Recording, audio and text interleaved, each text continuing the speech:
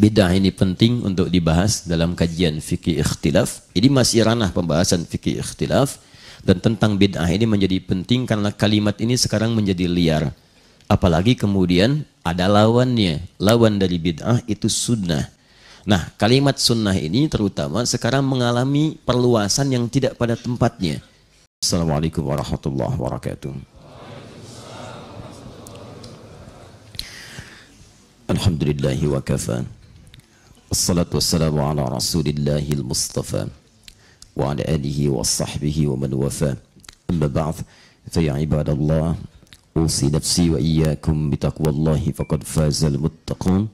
فلا تموتن إلا وأنتم مسلمون فقال تعالى يا أيها الذين آمنوا اتقوا الله حق تقاته ولا تموتن إلا وأنتم مسلمون وقال يا أيها الناس اتقوا ربكم الذي خلقكم من نفس واحدة وخلق منها زوجها وبث منهما رجالا كثيرا ونساء واتقوا الله الذي تساءلون به والأرحام إن الله كان عليكم رقيبا. Saudara-saudariku dan pemirsa Akhir TV dimanapun Anda berada, alhamdulillah, syukur pada Allah Subhanahu wa Ta'ala, kita kembali diberikan kesempatan untuk menunaikan salat subuh berjamaah di hari ini. Itu patut kita syukuri karena Nabi memberikan isyarat tidak setiap orang beriman itu ringan menunaikan salat subuh.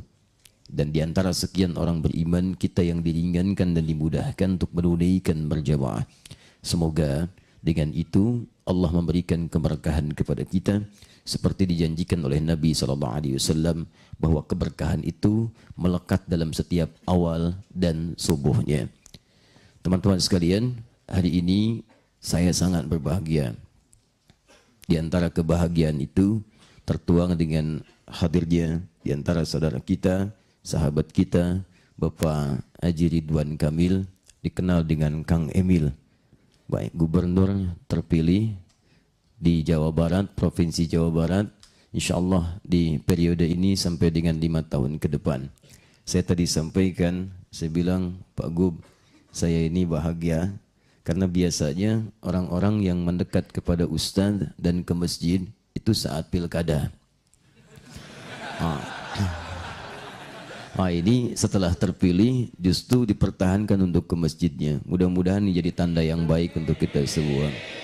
Baik. Dan tidak cukup dengan amin. Kita lihat nanti ya. Kita harus lihat. Baik. Dan saya sampaikan tadi pada beliau, mohon izin Kang Emil. Saya bilang, Pak Gum, kedudukan itu sebetulnya bukan sekedar pilihan. Tapi itu ketetapan yang Allah amanahkan. Terdapat di Quran surah ketiga Ali Imran ayat 26 sampai dengan 27. Qulillahumma malikal mulki tu'til mulka man tasha wa tanzi'ul mulka mimman tasha. Katakan Muhammad pada hamba-hambaku, hanya Allah yang berkehendak menitipkan kedudukan pada siapa yang Ia kehendaki. Jadi kalau siapapun berusaha sekeras-kerasnya untuk terpilih, tapi kalau Allah tidak berkehendak, maka Allah tidak akan titipkan amanah kedudukan itu. Dan Allah yang berkehendak untuk menukar dan menggantinya dengan yang lain ketika Ia kehendaki. Tapi yang hebat, ayatnya belum selesai. Wa tu'izzu man tasha wa tudhillu man tasha biyadikal khair. Ketika saya titipkan kedudukan itu, kata Allah, engkau bisa memilih. Apakah engkau ingin mendapatkan izzah, karisma, kekuatan, keberanian dan kehebatan yang dibanggakan? Atau justru engkau gunakan kedudukan itu untuk berbuat sesuatu yang hina sehingga engkau terhina dalam kehidupan? Maka Allah contohkan orang-orang terbaik yang dititipi kedudukan supaya mudah untuk menirunya. Di situ ada Talut yang mengalahkan Jalut. Di situ ada Daud yang dikira kecil tapi luar biasa pengaruhnya, punya karisma. Di situ ada Sulaiman alaihi salam. Di situ ada puncaknya Muhammad sallallahu alaihi wasallam. Tapi juga Allah abadikan kisah yang terhina supaya tidak bisa ditiru di masa depan, bukan untuk jadi dongeng yang dikisahkan. Di situ ada Firaun dengan Haman dan turunannya. Ia berkongsi dengan pengusaha hitam bernama Qarun. Dia juga minta saran kepada orang-orang intelek tapi menyesatkan seperti Haman. Maka Allah hinakan sampai akhir zaman dengan menenggelamkan di lautan dan abadi jasadnya disaksikan. Orang yang menyaksikan itu bukan untuk bercerita apalagi selfie dengan mumi Fir'aun. Tapi Allah berkehendak supaya jadi pesan. Di situ ada Namrud. Nah, kita insya Allah berdoa mudah-mudahan Kang Emil atau Ridwan Kamil sesuai dengan namanya, Allah berikan keberkahan-keberkahan dan bimbingan supaya memilih yang pertama dan menghindari bagian-bagian yang kedua. Sudah ada Fir'aun Kang Emil dan jangan bersaing dengan Fir'aun, tidak akan menang. Tidak akan menang. Ya, segenap kekuatan apapun dikerahkan tidak akan unggul dibandingkan dengan Fir'aun. Karena itu tadi saat kita sholat subuh itu imam kita membacakan surah Al-Hijr dari ayat 26 rakaat pertama sampai ayat ke-50 setidaknya. Di situ Allah kisahkan makhluk pertama yang merasa congkak punya kedudukan. Ya, namanya iblis. Diminta oleh Allah untuk patuh, dia tidak mau patuh. Kenapa kamu tidak mau patuh? Saya lebih hebat dibandingkan dengan Adam. Ketika kalimat saya lebih hebat muncul pada siapapun, dalam kondisi apapun, pengusaha merasa lebih hebat, ustadz yang merasa lebih hebat, maaf, pemimpin yang merasa lebih hebat, maka kalimat merasa hebat itu, itulah awal mula yang menjerumuskan menuju kehancuran dari apa yang dirasakan. Ini hal yang pertama kali. Maka dari itu, ketika kita mendapatkan titipan apapun, ada uraian yang sangat indah di ayat tadi. Coba kita pelajari, koreksi dulu apa yang paling bermaslahat bagi kehidupan di masa datang. Lalu Allah berikan pilihan. Kamu ingin neraka jahanam dengan 7 pintunya, apa ingin surga dengan segala turunan kemuliaannya. Tapi yang indah, di rakaat yang kedua tadi, dibacakan ayat di surah Al-Qamar, surah ke-50. Dimulai tadi, Qaf, surah Qaf, surah ke-50. Ya, itu dibacakan sampai ayat ke-25. Saya kira 2 surah dan 2 bagian yang dibacakan tadi itu ada hadiah terindah apa untuk khususnya Kang Emil pada saat ini. Apa imamnya juga bisik-bisik dengan Kang Emil sebelum dibacakan tuh. Karena pesan-pesannya kuat itu Pak Ridwan. Baik, saya mau ingin ambil kisah di ayat ke-22 dulu.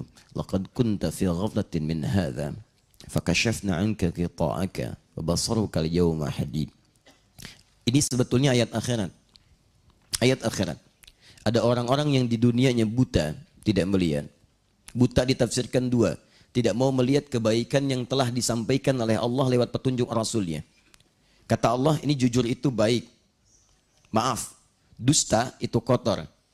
Kata Allah, ini tawadhu itu baik, sombong itu buruk. Tapi dia tidak peduli, buta dengan itu semua. Matanya melihat, tahu itu semua, tapi kemudian hatinya buta untuk mencerna. Itu di Quran surah ke-7 ayat 179. Ada yang ditafsirkan yang kedua, memang benar-benar tidak melihat, kemudian di akhirat itu dibuka semuanya. Jadi yang tadinya buta dengan nilai-nilai kebaikan, Allah buka di akhirat kelak nanti seperti apa dampak kebaikan itu dan seperti apa dampak dari keburukan itu. Tapi saya ingin tunjukkan kisah lain di balik ayat ini yang pernah dipraktikkan oleh seorang ibu. Dialah ibu dari seorang ulama besar, imam besar. Namanya Muhammad. Kang Emil, pernah dengar namanya Muhammad? Imam besar. Kalau Imam Al-Bukhari kenal? Oh. Kenal di mana? Sebentar, coba Manitia minta mic-nya satu ya. Boleh ada mic lagi?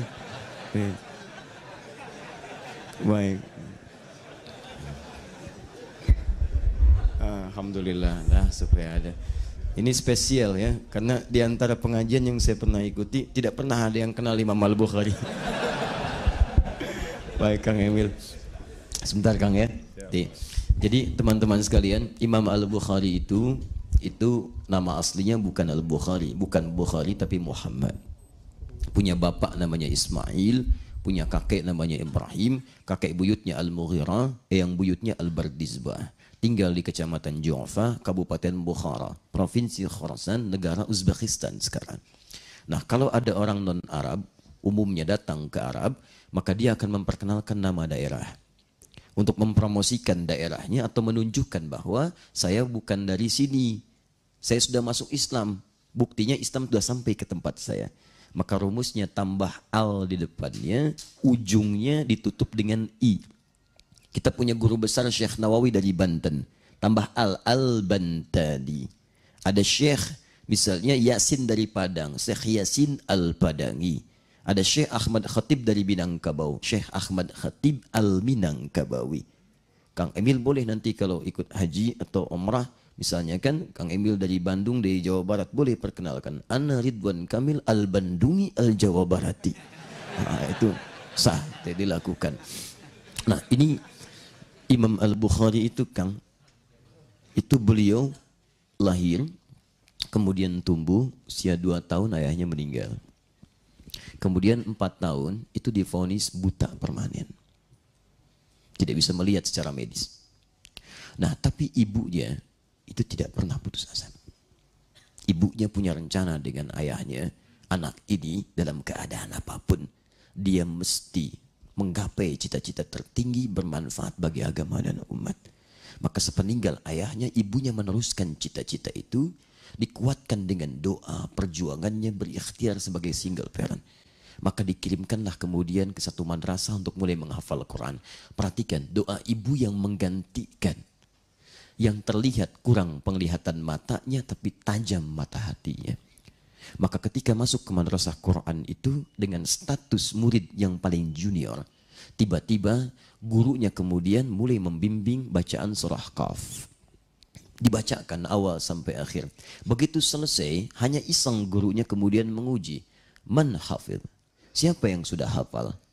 Di antara sekian murid itu bahkan yang senior, tiba-tiba anak kecil yang tak melihat ini mengangkat tangan dengan lugunya dan dengan bahasa yang paling jujur di hatinya dia berkata, hafidhtu ala dhahri qalbi. Saya sudah hafal di dalam jiwa saya. Jadi ada hafal di dalam kepala, ada hafal di luar kepala. Anak ini mengatakan, saya sudah hafal dalam kepala, di jiwa saya. Gurunya kemudian kaget, kagum, dan merasa penasaran, dipanggil ke depan. Ta'al ya bunai, ia meraba jalan sampai ke depan. Iqra, bacakan.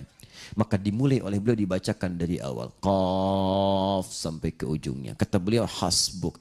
Masya Allah, itu bacaan. Bukan sekedar hafal, tapi tajwidnya sama persis dengan gurunya. Sekali dengar, hafal. Maka kata gurunya, beliau paham kalau Quran itu dimudahkan oleh Allah untuk dihafalkan. Tapi hadis tidak ada jaminan untuk mudah menghafalkannya. Quran dijamin. Quran surah ke-54 ayat 17, ayat 22, ayat 32, ayat 40. 4 kali jaminan dalam Quran kemudahan menghafal Quran. Mudah. Makanya Quran itu satu-satunya di muka bumi yang karena jaminan Allah semua bisa menghafalkan. Mau anak kecil, dewasa, disebut tua, disebut muda, disebut tidak melihat, disebut melihat, dia berpotensi untuk hafal. Bahkan ada yang disebut, maaf, sarafnya terganggu, itu bisa hafal Quran. Teman-teman, kisahnya tidak berhenti di sini. Kata gurunya, Ananda dari sekarang minal an tadrusul hadis. Kamu belajar hadis. Karena melihat bakatnya tinggi, begitu pulang ke rumahnya bertemu dengan ibunya. Umi, dikisahkan. Terjadi begini. Ibunya senang, bangga dipeluk anaknya. Tapi tibalah ke penghujung kalimat yang sangat luar biasa. Kata anaknya, Ummi, uridul hadis. Bu, sekarang saya mau belajar hadis. Ibunya melihat anak ini masih dini, punya keterbatasan dalam penglihatan. Kata ibunya, ya bunayya iktafi bil Quran thummal hadis. Nah, supaya nggak capek, Quran dulu baru hadis. Anaknya yakin dengan perkataan gurunya, kata anaknya, la uridul hadis. Nanda ingin belajar hadis. Maka anaknya meraba jalan setelah kalimat itu ingin masuk ke kamarnya. Ibunya melihat di kejauhan, meraba jalan masuk kamar. Maka di situ ketika dia masuk ke kamarnya, ibunya langsung mengambil sajadah di kamarnya. Dia bentangkan, kemudian berdoa kepada Allah Subhanahu wa taala. Perhatikan doanya. Yal basir, yalladzi ala kulli syai'in qadir. A'id basirat ibni. Ibunya memulai dengan al-asmaul husna. Ini petunjuk di Quran surah ke-17 ayat 111. Qul Allah awid ar-Rahman ayyamma tad'u falahul asmaul husna. Kalau Anda punya persoalan atau keinginan, minta kepada Allah. Minta kepada Allah. Sebut namanya Allah Ar-Rahman atau pilih nama yang sesuai dengan kebutuhanmu. Jadi jangan harus semua disebut. Anda butuh rizki, sebut ya Allah ya Razzaq. Nanti kalau ada kekuasaan, ada yang iseng menyakiti misalnya, atau iseng mengganggu, sebut ya Al-Jabbar, ya Al-Malik. Ya Allah berikan perlindungan, kekuatan. Anda misalnya sedang belajar, ingin dipercepat, sebut ya Al-Alim. Ibunya merasa, ya Allah yang maha melihat segalanya tanpa batas. Anak saya divonis tidak bisa melihat. Cari nama yang sesuai. Ya Al-Basir. Ya Allah yang maha menatap dengan tajam. Ya Alladhi ala kulli syai'in qadir. Yang tidak punya batas dalam kuasamu. Semua mengatakan anakku tidak melihat. Engkau yang maha melihat dan engkau tidak punya batas dalam ketetapanmu. A'id basirat tabni, mohon kembalikan penglihatan anakku. Ibunya mengatakan yal basir, anaknya ketika masuk kamar ternyata sedang mengulang surat Qaf tadi. Sampai di ayat ke-22. Jadi ketika ibunya menyebut yal basir, anaknya mengatakan laqad kunta fi ghaflatin min hadza. Dulu pandanganmu tertutup, tersekat, tidak bisa melihat dari apapun. Fakashafna 'anka ghita'aka. Maka mulai hari ini kami bukakan semua sekat yang menutup itu. Wa basarukal yauma hadid. Maka mulai hari ini pandanganmu akan menatap dengan tajam.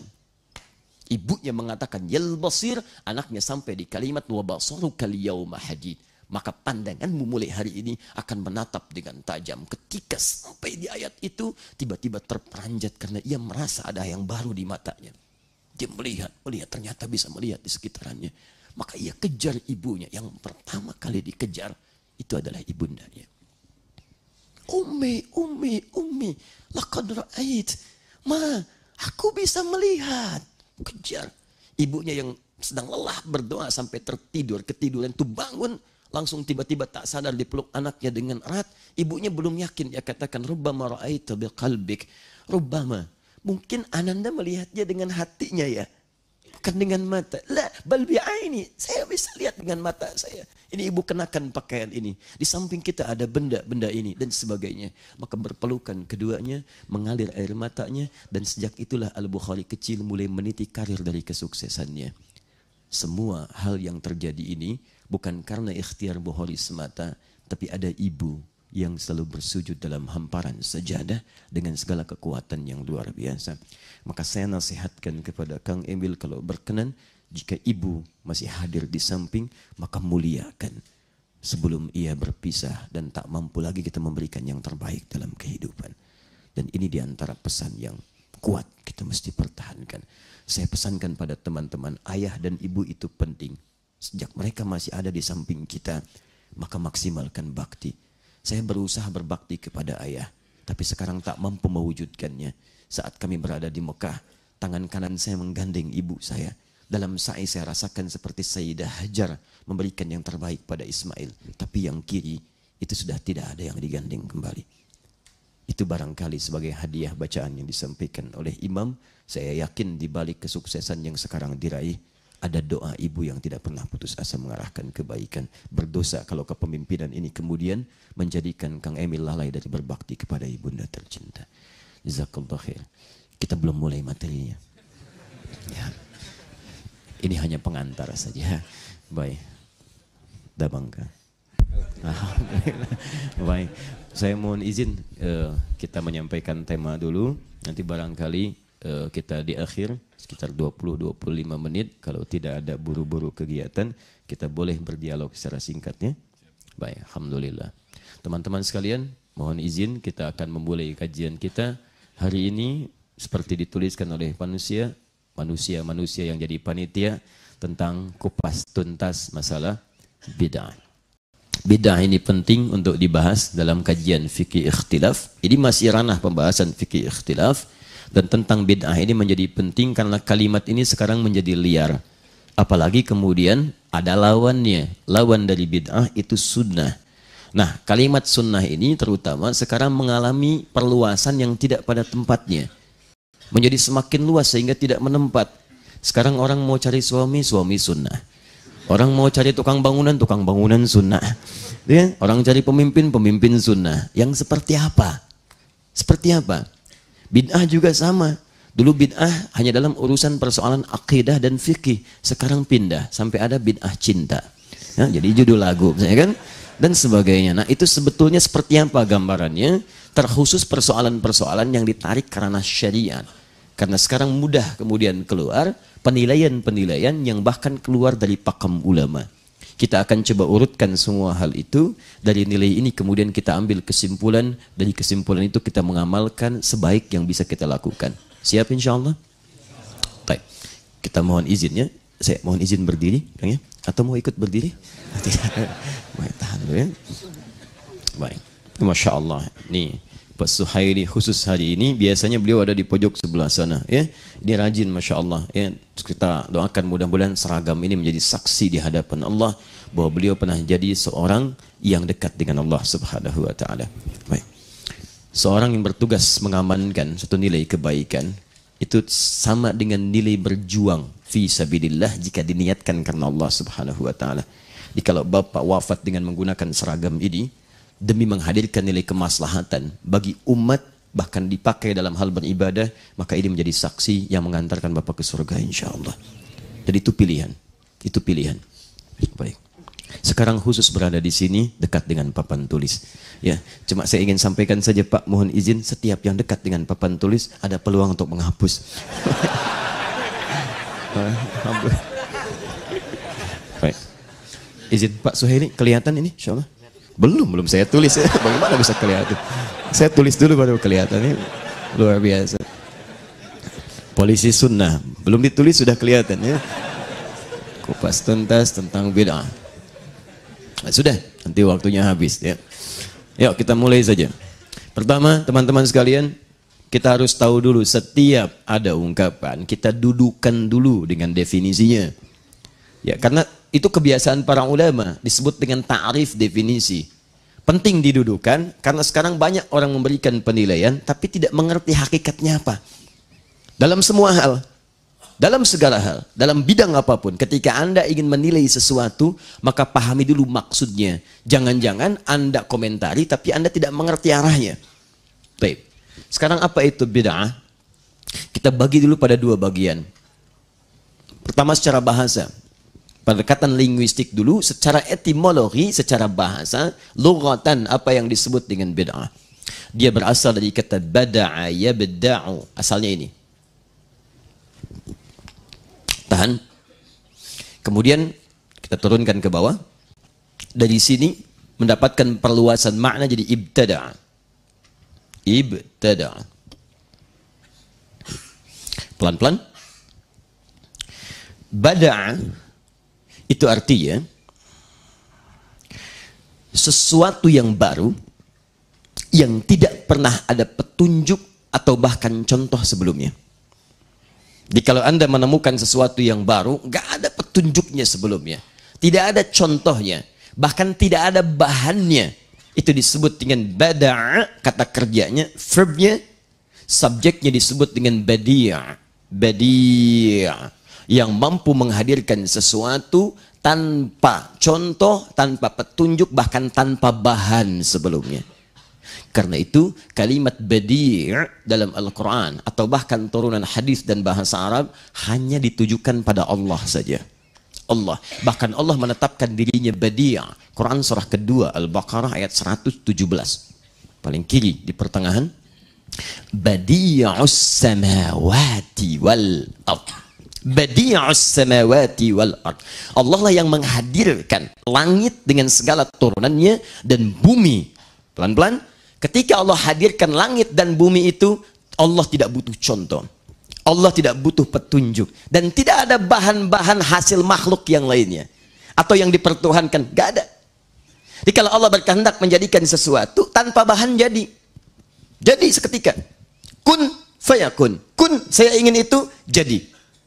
Nah, kalau ada seseorang misalnya di luar aspek ketuhanan seperti manusia atau siapapun makhluk ingin menghadirkan sesuatu yang baru tanpa contoh, tanpa petunjuk, tapi masih ada bahannya, ada bahan sebelumnya, maka kalimatnya berubah dari bada'a jadi ibtada'a. Jadi,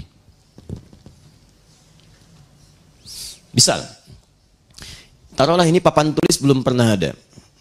Tiba-tiba ada orang misalnya berkreasi bikin papan tulis. Tapi pertanyaannya, bisa tidak bikin papan tulis tanpa bahan? Kun, oh papan tulis misalnya kan? Fayakun, mustahil. Kalau Allah, itu pasti. tapi makhluk itu mustahil. Maka orang yang membuat papan tulis, dia butuh kemudian papannya, tripleknya, ada besinya, ada murnya, ada macam-macamnya. Apakah semua itu ia buat sebelumnya? Tidak.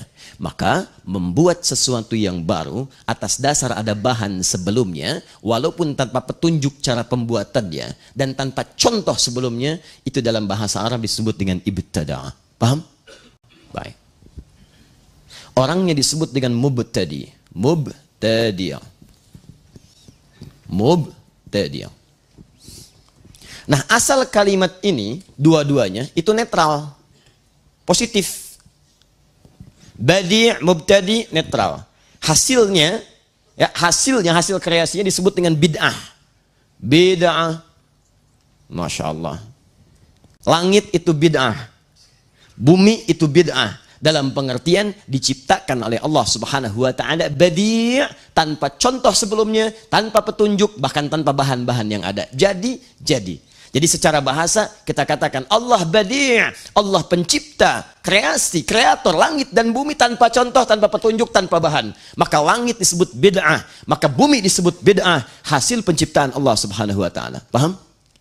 Awas, jangan kaget nih, harus paham dulu. Nanti Anda berdiskusi dengan teman yang tidak tahu materi ini, langit bid'ah. Dosa. Wah. Tuh, antum dari ujung kepala sampai ujung kaki bid'ah. Bid'ah.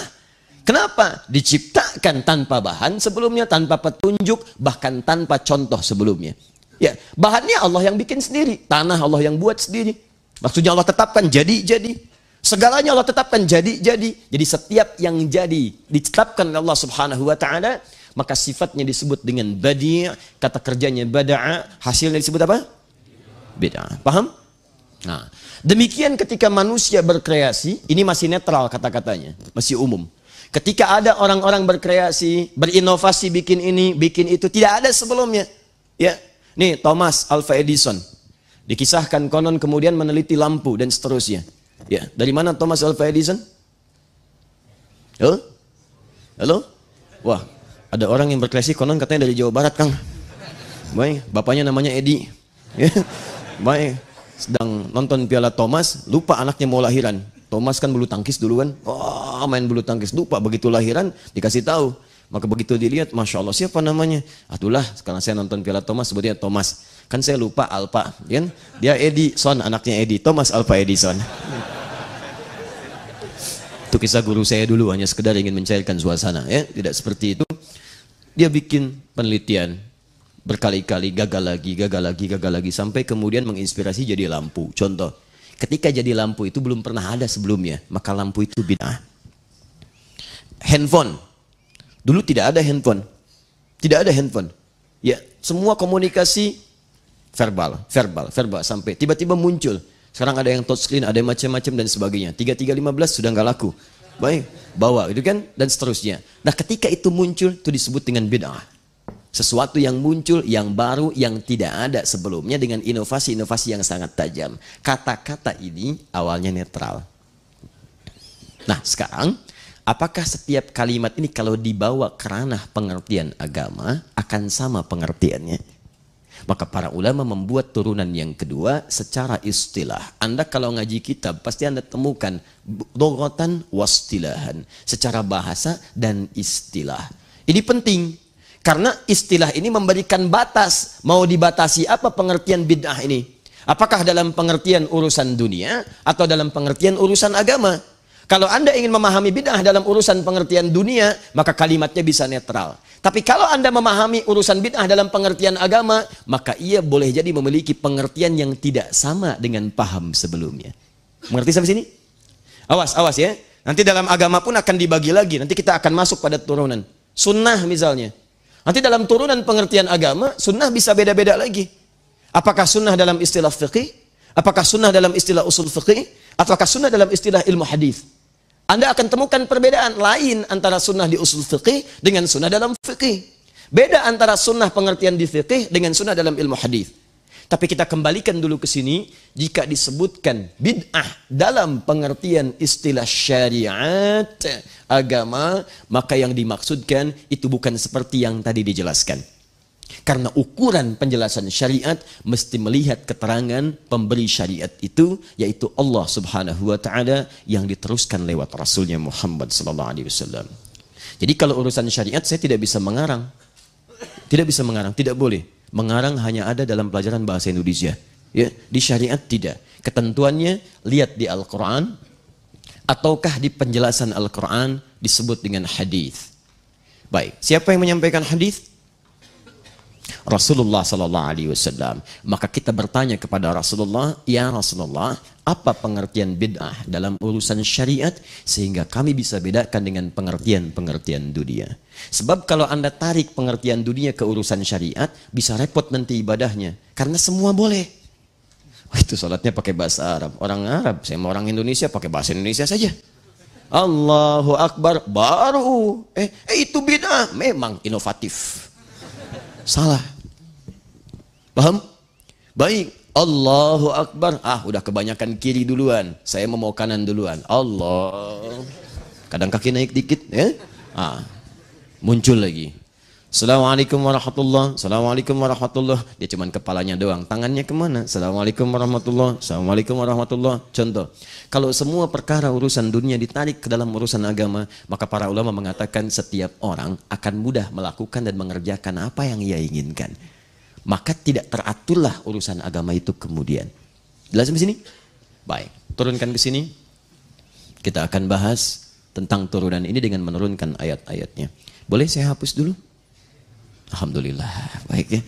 Baik, silakan Pak. Jazakumullah khair. Boleh Pak, Masya Allah. Sebentar Pak, ini teman-teman, materi ini penting. Saking pentingnya, polisi aja susah ngapusnya tuh. Ya, Jazakumullah, silakan Pak. Masya Allah. Apa saya bilang? Iya Pak, lebih mudah nangkep penjahat dibandingkan ngapus Pak. Jazakallah. Baik, baik sampai sini aja Pak. Cukup biar saya di sini dulu. Bapak, Masya Allah, Jazakumullah khair. Semoga muliakan Pak Suhaidi. Baik. Nanti kita ke Mekah Pak ya, sama-sama tanggal 24 Desember dan kita di depan Ka'bah memohon kepada Allah dengan insya Allah saudara kita Muhammad Zuhri. Dan kami sampaikan insya Allah dengan juga saudara-saudarinya, saya ingin mengajak keluarganya karena saya dengar ayah ibunya juga sudah meninggal dunia, maka kami gantikan dari ayah ibu itu. Mulanya kami ingin mencoba membantu untuk juga, bukan membantu sebetulnya, hanya Allah titipkan, kemudian kita hadirkan sifat berbagi untuk merenovasi rumah, tapi ternyata Alhamdulillah TNI sudah bergerak, yang lain bergerak, maka saya kira kami alihkan nanti insya Allah mengundang saudara Muhammad Zuhri dengan seluruh saudaranya, ada 4 orang, kita bersama-sama menunaikan umrah insya Allah. Cukup Pak, sampai di situ dulu, baik ya? Nah, sekarang kita akan tanyakan pengertian bid'ah menurut syariat. Yuk, 1. Hadis.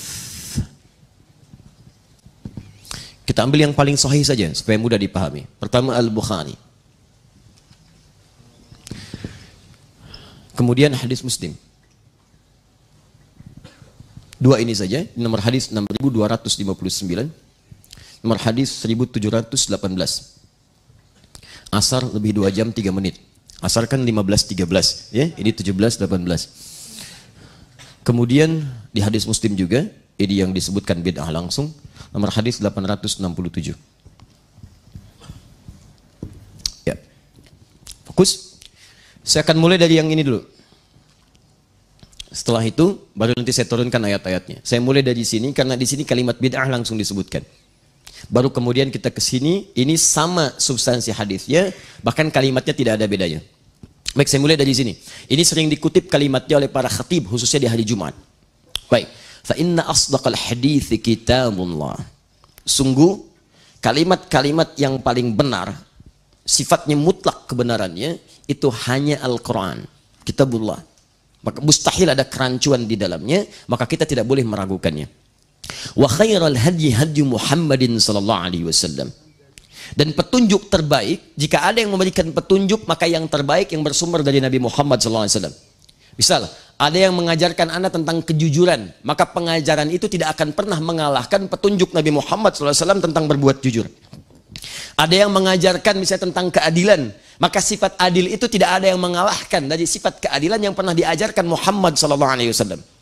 Maka setiap yang mendapatkan pengajaran dari beliau, Anda mesti praktekkan dan tunjukkan kepada lingkungan bahwa Anda yang terbaik.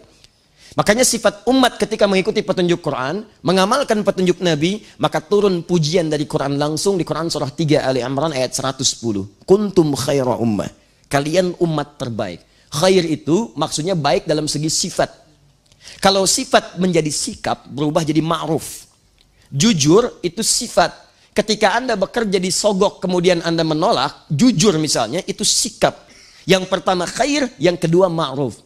Kata Al-Quran, Anda itu dari sifat saja mesti lebih baik dibanding yang lain. Kalau ada orang jujur, Anda mesti lebih jujur. Kalau ada pemimpin yang lain adil, Anda mesti lebih adil. Kalau ada orang sabar, Anda harus lebih sabar. Karena kita punya dua pedoman terbaik untuk mewujudkan itu semua. Ketika Anda bisa menjadi seperti itu, maka dimanapun Anda tinggal akan terangkat harkat, martabat, dan kemajuannya. Karena motivasi Al-Quran selalu menghadirkan lebih baik. Sekarang itu saripatinya diambil oleh bangsa-bangsa di tempat lain, diterapkan oleh mereka. Dan kita buang-buang energi untuk mencelaknya karena nggak ada kerjaan. Yang jadi pertanyaan, tanyakan pada diri kita, kenapa mereka mau mengambilnya, kita tidak menerapkannya? Jepang, kamu bisa, kamu bisa, kamu bisa. Bahkan hanya dalam urusan permainan, benteng Takeshi, kalimat itu keluar. Kau bisa, kau bisa, kau bisa. Ditiru oleh Korea. Nippon bisa ini, kami harus bisa ini. Itu dari sejak TK. Masuk sekolah, lebih baik dari Jepang, lebih baik dari Jepang. Jepang bikin Honda, dia bikin Hyundai. Hyundai itu bahasa Koreanya Hyundai. Bikin. Jepang bikin ini, Korea bikin ini. Jepang ke Piala Dunia, Korea ke Piala Dunia. Masuk, masuk, masuk, dan sebagainya. Indonesia, muslim banyak, harus lebih baik. Jangan bergaul dan bergulat di komentator saja. Kita unggul di komentator, tapi kita harus masuk ke lapangan. Unggul. Ya, Kang, banyak itu umpan sedekah, umpan 378. Wah, wah, luar biasa. Tendangan berkelok, tendangan melewati samudra. Waduh, masya Allah. Santri, santri, santri, baby shark, lalalala, macam-macam lah pokoknya. Komentatornya hebat, FIFA aja kalah. Gak bisa menerangkan, tapi kita harus masuk ke dalamnya. Karena bakat kita itu banyak. Bakatnya banyak, lihat bakat pemain bola kita. Kalau sudah di lapangan, wah itu keluar semua. Gaya renang, kupu-kupu, silat keluar dan sebagainya. Bakatnya banyak, tinggal diarahkan aja. Kenapa jadi ke situ ya? Sudahlah. Balik sini. Wa khairal hadyi hadyu Muhammadin sallallahu alaihi wasallam. Awas, awas. Wa syarrul umuri muhdatsatuha. Dan hal yang paling buruk adalah merekayasa, mengada-ngadakan sesuatu yang tidak ada petunjuk, dalil, dan atau contoh dari kedua sumber tadi. Lihat. Dan hal terburuk, wasyarrul umuri, hal terburuk dalam syariat itu. Bukan dalam urusan dunia. Nah, kita mulai bahasan kita ya. Jadi kalau dalam urusan dunia, bebas antum, silakan berinovasi. Tidak ada masalah. Mic misalnya, yang tadinya pakai kabel, sekarang tidak menggunakan kabel. Boleh. Ya. Apalagi ini sekarang besar, besok bisa jadi kecil. Ada yang nempel di telinga, ada yang macam-macam. Silahkan. Tidak ada masalah. Sekarang orang presentasi, itu touchscreen sudah nggak bawa handphone lagi. Di beberapa tempat sudah menggunakan lebih canggih lagi. Dia ada yang dilipat. Ya, dia ada yang seperti film. Yang dulu kita konika itu seperti itu, dia lebarkan seperti ini. Ada yang pakai sentuhan saja, layarnya nggak nampak. Macam-macam. Itu nggak ada masalah urusan dunia. Tapi dalam urusan syariat, kata Nabi, jika ada seseorang mengada-ngadakan sesuatu dalam perkara syariat yang tidak ada dalil, petunjuk,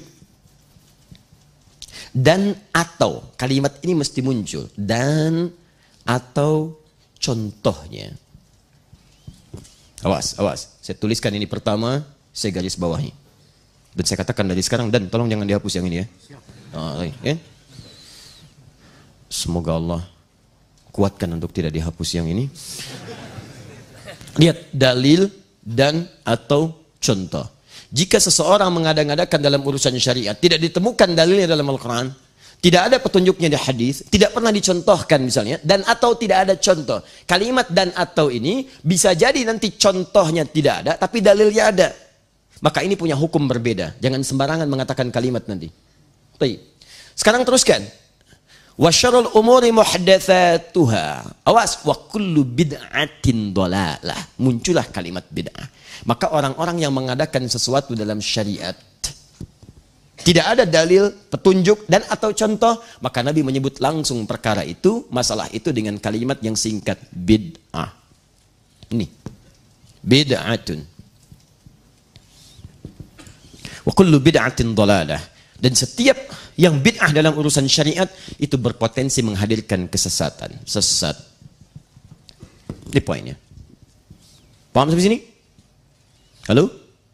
Paham? Baik. Jadi kalau kita kemudian ingin pahami apa itu bid'ah dalam pengertian syariat, maka Nabi memberikan definisi. Kata beliau, segala hal yang diada-adakan dalam urusan syariat ditarik dalam nuansa syariat, padahal tidak ada dalil, tidak ada petunjuk dan atau contoh sebelumnya. Mengerti sampai sini? Baik. Kalau dipahami, maka lihat konsekuensinya. Pertama, kullu bid'atin dhalalah. Setiap yang diada-adakan bisa tersesat. Dhalalah itu bisa untuk pribadi, bisa untuk orang lain. Jadi kalau ada orang berkreasi dalam urusan syariat, berinovasi dalam urusan syariat, dia bisa tersesat, orang lain bisa ikutan sesat. Itu yang bahaya.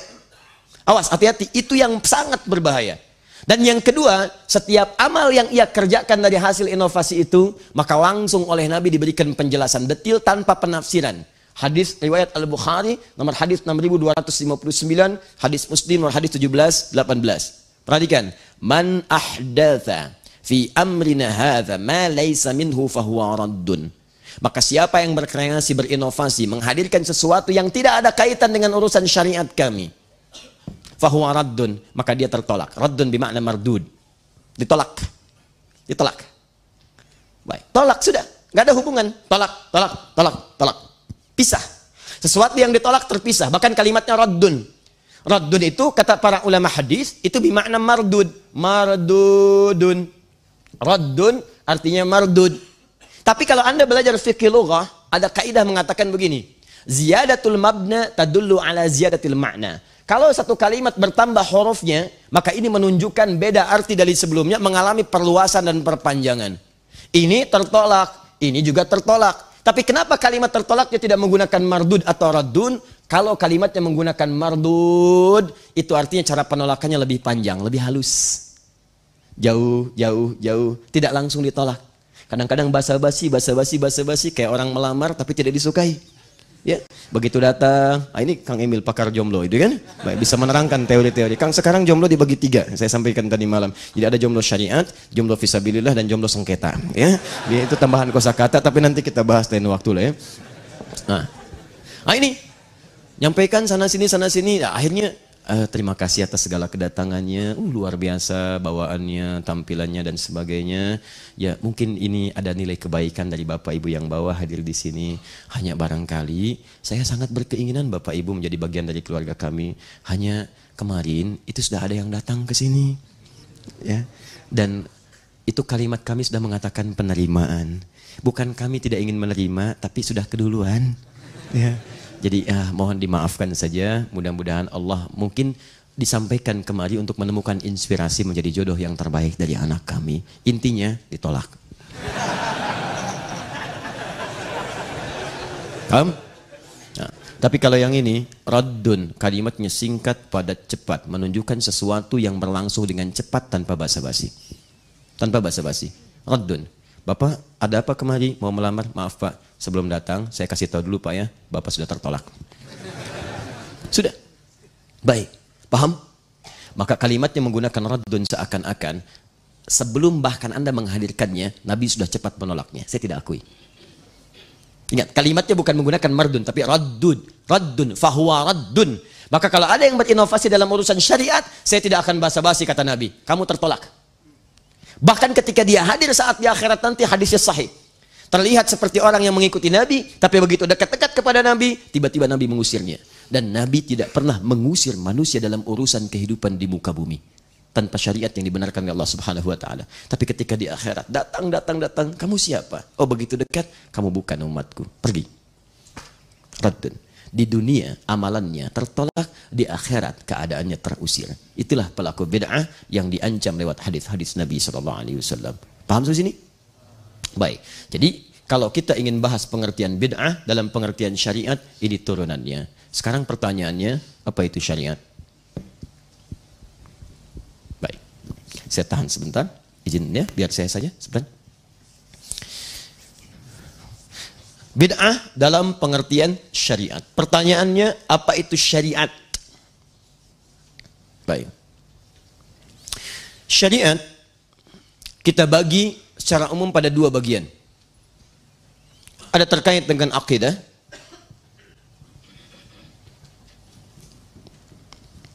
ada terkait dengan ibadah, fikih.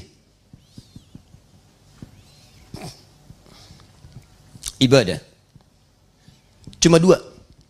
Syara'a lakum minad din. Kami telah syariatkan kepada kalian minad din, dari tuntunan agama, ad-din. Ad-din itu dibagi tiga bagian. Ada kemudian akidah, ada ibadah, ada akhlak. Ada akhlak. Tapi akhlak tidak masuk dalam ranah bid'ah. Ya, bid'ah dimasukkan dalam nilai syariat pada dua aspek. Satu akidah, dua ibadah. Akidah, hal-hal pokok yang terkait dengan keyakinan. Terkait dengan iman. Berapa rukun iman? Berapa?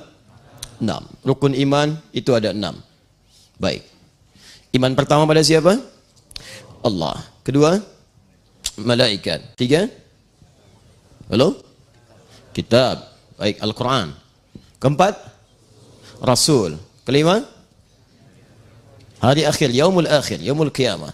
Kemudian yang keenam, Al-Qadha wal Qadar. Al-Qadha wal Qadar. Sekarang lihat sini. Ini yang disebut dengan aspek akidah, keimanan secara pokok. Jadi kalau kita disebut urusan syariat, perkara akidah pertama terkait dengan Allah Subhanahu wa taala. Jadi kalau ada orang Islam kemudian mengaku Allah Tuhannya, tapi juga mengindikasikan adanya ketuhanan di yang lain, awas hati-hati, mengakui Tuhan yang lain sebagai Tuhan, maka ini menunjukkan keyakinannya bid'ah di situ dan bermasalah. Ingat, makanya kita tidak mengenal pluralisme agama. Menghargai keberadaan agama lain itu harus. Ingat, bahkan di kita ada banyak agama. Bahkan Al-Quran menerapkan itu. Lakum dinukum waliyadin. Datang kepada Nabi mengatakan, ya Muhammad, kita nggak usah berselisih, kita memang beda. Jangan berperang, gantian aja ibadahnya. Malam ini kami nyembah Tuhan kamu, besok-besok kamu nyembah Tuhan kami. Indah turun langsung satu surah. Qul ya ayyuhal kafirun. Katakan, hei orang-orang kafir. Kafir itu halus sekali. Kang Emil, itu kafir dalam bahasa Arab halus. Bahkan diserap ke bahasa Inggris kafir. Sesuatu yang tertutup. Di kafir itu asalnya orang yang masih menutup diri, belum mau menerima sesuatu. Makanya dulu Abu Jahal, Abu Lahab nggak pada marah. Yang disebut kafir padahal mereka orang Arab. Orang Arab, fasih bahasa Arab, ngerti bahasa Arab, disebut kafir, tidak marah. Qul ya ayyuhal kafirun, katakan hei orang-orang kafir. Apa? Tidak. Ya. Mereka tenang aja gitu. Kenapa? Karena ngerti, bahasanya sangat halus. Mungkin agak aneh, mungkin sekarang kita khususnya belum belajar. Dan kita perhatikan, sampaikan bahasa-bahasa supaya dimengerti. Orang sekarang kan banyak yang aneh. Dulu Abu Jahal, Abu Lahab dan semacamnya itu tidak marah. Abu-abu yang sekarang agak beda. Ya kan? Nah, disebut kafir, marah dan seterusnya. Karena belum paham. Yang belum paham itu bukan dimarahi, dipahamkan. Itu cara berpikirnya. Nah, tapi poinnya adalah la a'budu ma ta'budun. Kita punya toleransi dalam urusan keberagaman. Kami tidak akan menyembah apa yang kalian sembah. Dan kalian pun wala antum ma'abiduna ma'abud. Gak perlu repot menyembah apa yang kami sembah. Ujungnya lakum dinukum waliyadin. Toleransi berlaku, sudah begini saja. Kamu silahkan dengan tenang. Tunaikan apa yang kamu yakini. Kami menunaikan dengan tenang apa yang kami yakini. Kalau kita ingin saling berbagi, misalnya berbagi dalam dakwah, informasi sampaikan, tukar pikiran. Bahkan turun ayat la ikraha fiddin, jangan paksa. Kalau paksa orang beragama, kamu dosa. Paksa orang masuk Islam, kamu dosa. Yang kamu harus lakukan, ud'u ila sabili rabbika bil hikmah. Ajak orang lain yang belum paham, terangkan dengan hikmah. Dakwahi dengan kelembutan. Tunjukkan keindahan Islam. Itu yang dibolehkan. Tapi kata Quran, itu toleransi paling hebat, itu zero toleransi dalam urusan ibadah. Dan tidak boleh ganggu. Sekarang hari Ahad misalnya. Ada misalnya saudara sebangsa orang Kristen, umat Kristen misalnya ke gereja. Ya, yang dia yakini, nggak boleh kita ganggu. Makanya kalau kemarin ada yang ngebom gereja, ngebom macam-macam, saya yakin itu belum kenal Islam dengan baik. Karena mustahil itu bisa terjadi. Saya semalam cerita, Kang, di Istiqamah. Itu waktu terjadi bom di Jalan Tamrin, saya sedang di Lampung. Duar kejadian. Langsung ditanya, Ustaz, apakah bom di Jalan Tamrin termasuk jihad fisabilillah? Saya diam, saya jawab singkat, Pak, sependek pengetahuan saya, jihad fisabilillah itu jihad di jalan Allah, bukan di Jalan Tamrin. Hai. Jadi pendekatannya lain, beda gitu. Ada sesuatu yang salah. Ya, tapi juga jangan dicampur adukan. Karena nanti menjadi bingung dan muncul sifat munafik di situ. Lisannya berkata A, B, C, D, tapi hatinya mengingkari. Makanya tidak ada sebetulnya, tidak ada yang sekarang mengatakan semua agama sama. Ya, caranya berbeda-beda cuma menuju jalan yang sama. Menuju Tuhan yang sama. Itu menunjukkan ada kesalahan berpikir dalam dirinya. Itu yang disebut bid'ah pertama. Ya, pluralitas itu diakui, tapi pluralisme itu tidak. Kita harus mengakui keberadaan keyakinan yang lain, tapi kita harus menetapkan kebenaran dari keyakinan itu yang paling benar yang kita yakini. Paham? Taib. Jadi kalau ada orang mengaku Tuhannya Allah, tapi dia mengatakan, maaf, yang lain juga benar, semua agama sama, ini menunjukkan itu bid'ah. Dan itu bid'ah milenial yang terjadi sekarang. Ya, karena orang jahiliyah saja tidak melakukan itu. Sebodoh-bodohnya orang jahiliyah tidak pernah mengatakan semua agama sama. Maka saya bingung, sepintar-pintar orang sekarang bisa mengatakan itu. Ya, kan itu orang pintar yang rata-rata berkata begitu. Makanya Nabi pernah mengatakan dalam riwayat Al-Bukhari, ya, bahkan di hadis Muslim disebutkan, itu di halaman 111, paling kiri di pertengahan. Itu Nabi sampai mengatakan, saya ti'alaikum, akan datang pada kalian di masa-masa yang akan datang nanti, bukan sekarang. Awas, hati-hati, unasun yatahaddatsuna bima lam tasma'uhu wa la yasma'unahu aba'akum, akan menyampaikan kalimat-kalimat yang membuat kalian kaget. Jangankan kalian, umat dulu pun kalau mendengar itu bisa ikutan kaget. Di dalam kasus ini, kalau kalimat sekarang ini semua agama sama, ya menuju Tuhan yang sama, cuman caranya beda-beda, disampaikan pada Abu Jahal, Abu Lahab dan kawan-kawan, ikutan kaget mereka itu. Ya. Paham ini satu? Malaikat. Sudah. Malaikat sudah jelas. Turunannya disebutkan, nama-namanya disebutkan, bahkan di Al-Baqarah 98 ada yang dirinci, ada Jibril, ada Mikail dan turunannya dan seterusnya. Malaikat makhluk berbeda dengan manusia. Ingat, malaikat sempurna. Quran surah 66 ayat 6, paling kiri sebelah atas. La ya'sunallaha ma amarahum wa yaf'aluna ma yu'marun. Manusia beda. Beda manusia. Manusia tidak sempurna. Malaikat selalu benar, manusia bisa benar, bisa salah. Karena itu jangan disatukan antara manusia dengan malaikat. Malaikat tidak pernah kenal salah. Iblis tidak pernah kenal benar. Ingat kalimat itu. Malaikat tidak kenal salah. Iblis tidak kenal benar. Kita itu makhluk yang bukan malaikat, bukan juga iblis. Kita bisa jadi salah, tapi kita bisa cari jalan kembali untuk jadi benar. Makanya kalau ada orang pernah berbuat salah, tapi dia tidak mau kembali benar, tidak mau tobat, ini dia sudah ketinggalan, sudah ada iblis yang duluan. Tapi kalau ada orang mengatakan dirinya sempurna, itu juga kepedean. Karena yang paling sempurna cuma malaikat. Ini teori ini kalau dibawa sedikit ke rumah tangga saja, tenang kehidupan kita. Rumah tangga ada masalah, maka pasangan tidak akan mengekspos, bahkan mengeksplor kekurangan-kekurangan pasangannya. Suami salah dikit nggak akan digali. Papa kenapa sih begitu, Pak? Kan Papa bisa mengerjakan yang lain. Aduh, mohon maaf, Ma. Papa kan bukan malaikat. Dan Mama bukan setan kan? Selesai. Tapi persoalannya, kadang-kadang ada orang yang mendadak pengen jadi malaikat. Itu poinnya. Bahkan menegaskan dirinya malaikat. Ini yang hebat. Teman-teman sekalian, ini yang fatal. Maka ini yang kemudian menjadi bid'ah terbaru. Dan bid'ah ini nggak ada di zaman Nabi. Jahiliyah juga nggak ada yang jadi malaikat. Cuma zaman sekarang tiba-tiba ada yang mengatakan, saya malaikat Jibril. Minta izin pada gubernur Jakarta mendaratkan Jibril di Monas. Datang. Tangkap oleh polisi LE, itu ya, waktu di Jakarta. Mengaku malaikat. Saya malaikatnya, dapat wahyu. Wah, dari Tuhan. Masya Allah, tangkap polisi. Polisi kita jangankan teroris, malaikat ditangkap tuh. Ya. Bid'ah. Tayyib. Kitab Al-Quran. Tulisannya berbahasa Arab, bacaannya berbahasa Arab, maknanya hadir, ada dari awal sampai akhir terurut. Tiba-tiba datang orang yang membawa kitab baru. Versi Al-Quran terbaru. Kitabnya baru. Bahkan sepaket nabinya pun baru. Ini jadi masalah.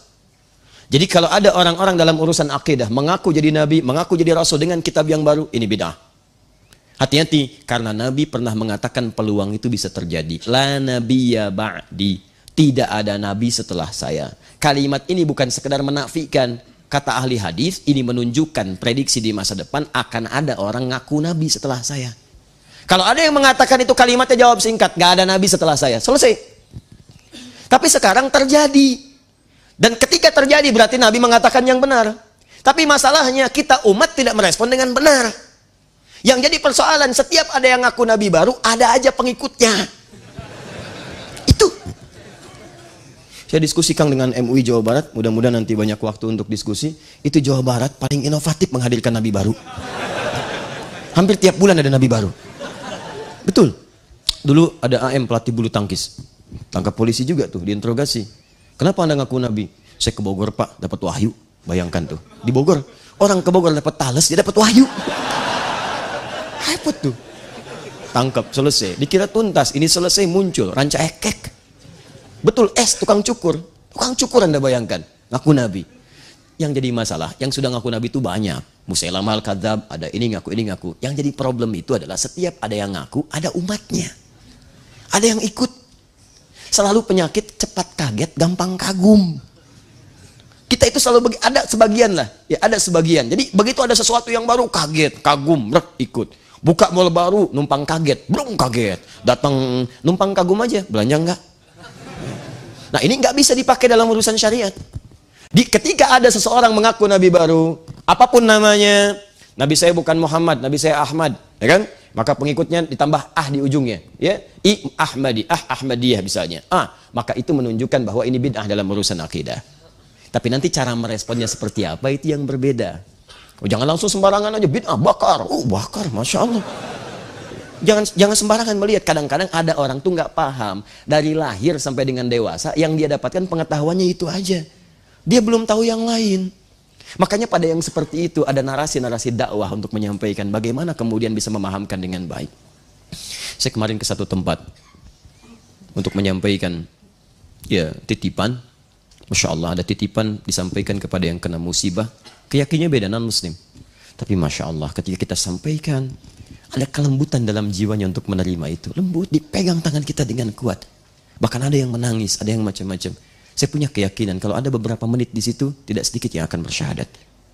Cukuplah kadang-kadang dengan akhwak. Itu bisa menyentuh jiwa seseorang untuk menerima risalah Islam. Nanti saya ceritakan di akhir, kalau masih ada waktu, bagaimana seorang Yahudi dari keluarga yang sangat berpengaruh, tiba-tiba masuk Islam, yang dengan tidak pernah mendengar kalimat ayo masuk Islam. Dari seorang Turki yang memberikan banyak inspirasi. Sampai orang Yahudi itu mampu mengislamkan 6 juta orang setelah itu. Saya turunkan ke sini dulu ya.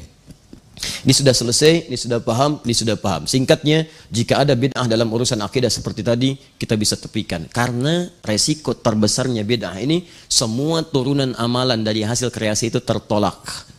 Dan kalau sudah ada bid'ah dalam urusan akidah, maka ada bonus dari Allah sebagai tambahan, neraka jahanam. Dalilnya Quran, surah keempat, ayat 48.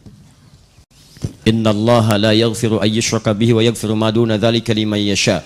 Allah akan mengampuni, berpeluang mengampuni dosa-dosa selain syirik, bid'ah dalam urusan akidah.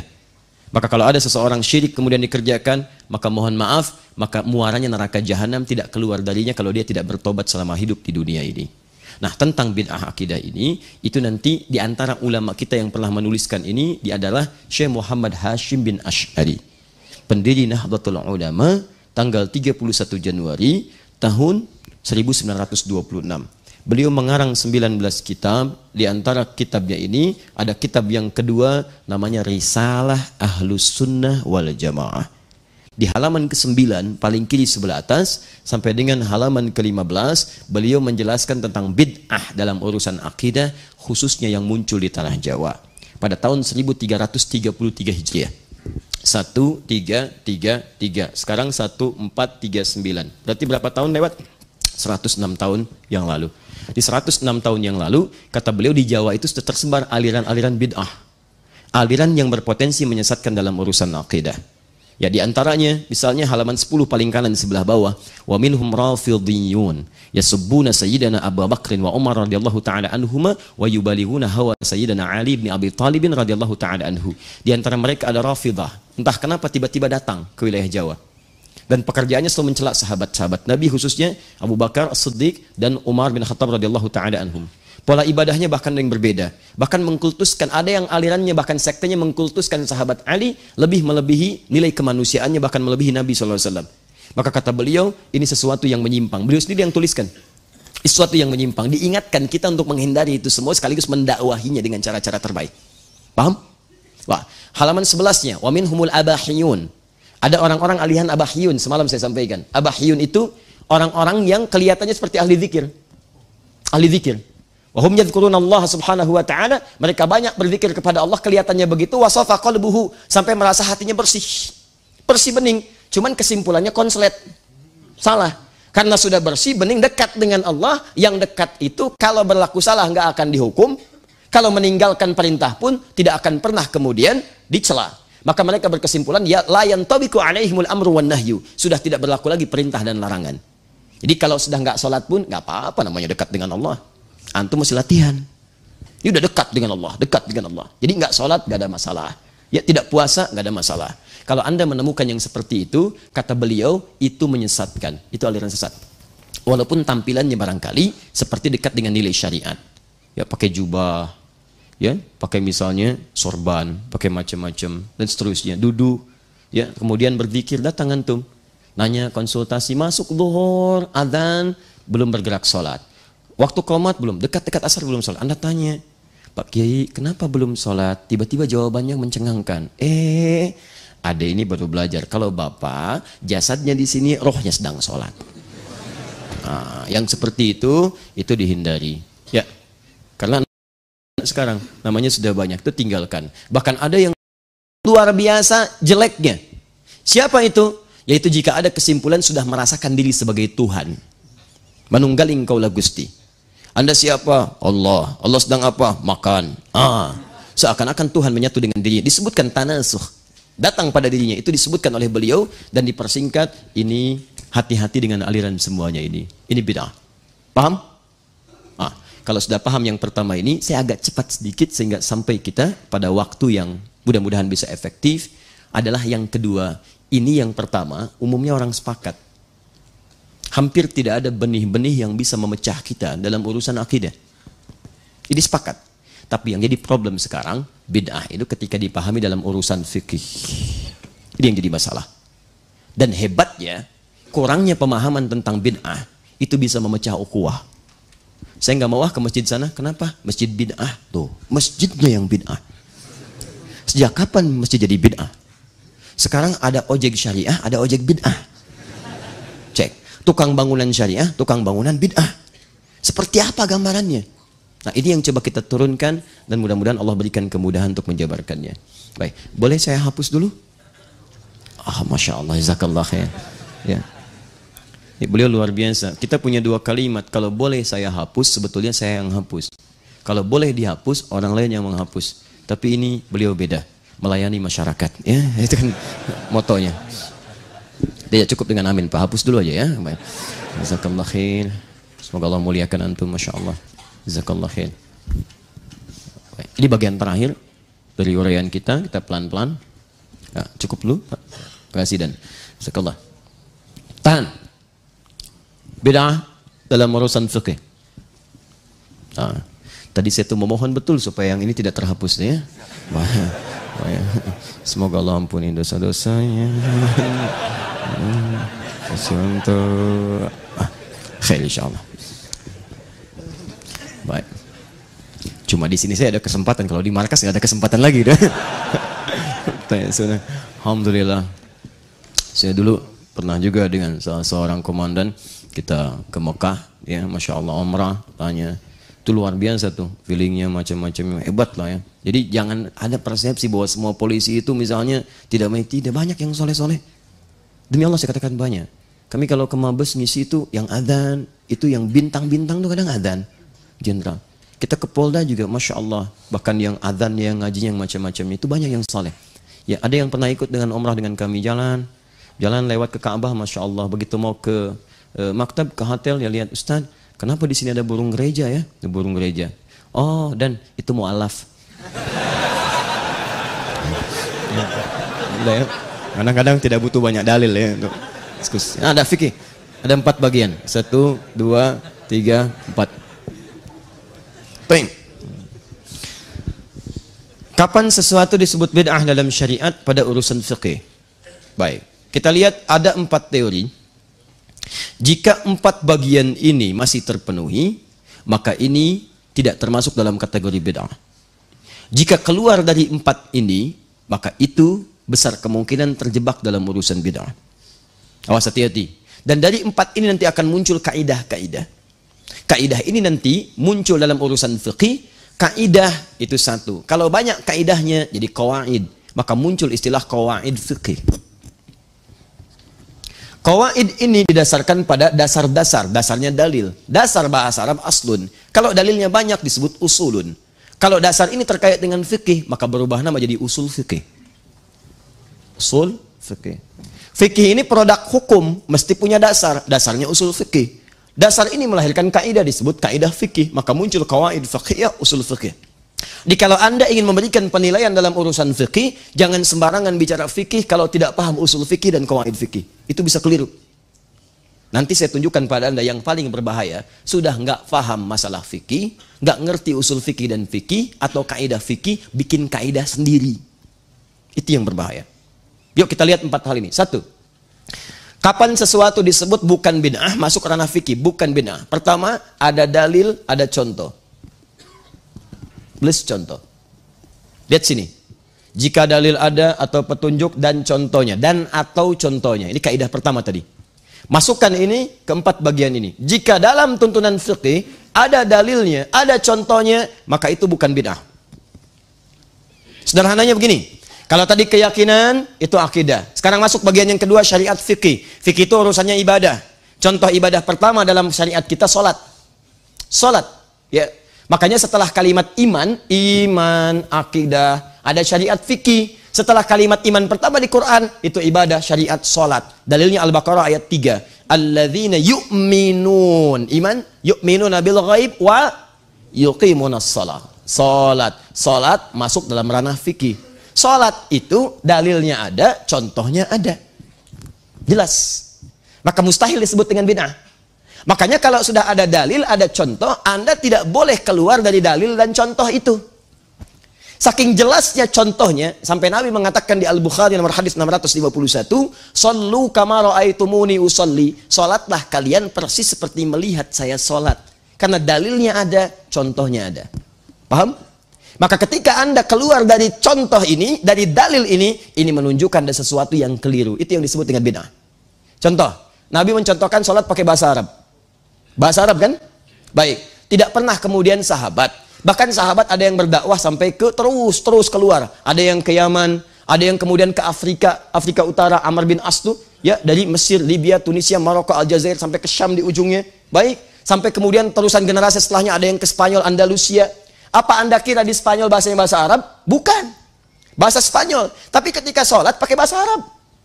Silakan cek. Ke Afrika, sholat pakai bahasa Arab. Sejak zaman Nabi dan seterusnya, sholat tidak berubah. Karena contohnya jelas, dalilnya jelas. Allahu Akbar. Jelas. Paham? Jadi kalau kemudian ada yang kreatif, mengubah itu semua dengan bahasa yang lain, maka dia keluar dari ini, itu bid'ah. Bahaya dan tidak akan nyaman kedengarannya. Tidak akan nyaman.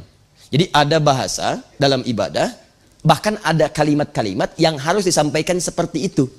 Ya, seperti sholat. Allahu Akbar, nggak boleh berkreasi. Orang Jawa Barat mengatakan Allahu Agung, Allahu Agung, Allahu Agung. Ya, orang Betawi mengatakan Tuhan gua gede. Ya, semua tidak ada maknanya. Ya, sama ada kalimat seperti adzan. Adzan pun nggak boleh dirubah.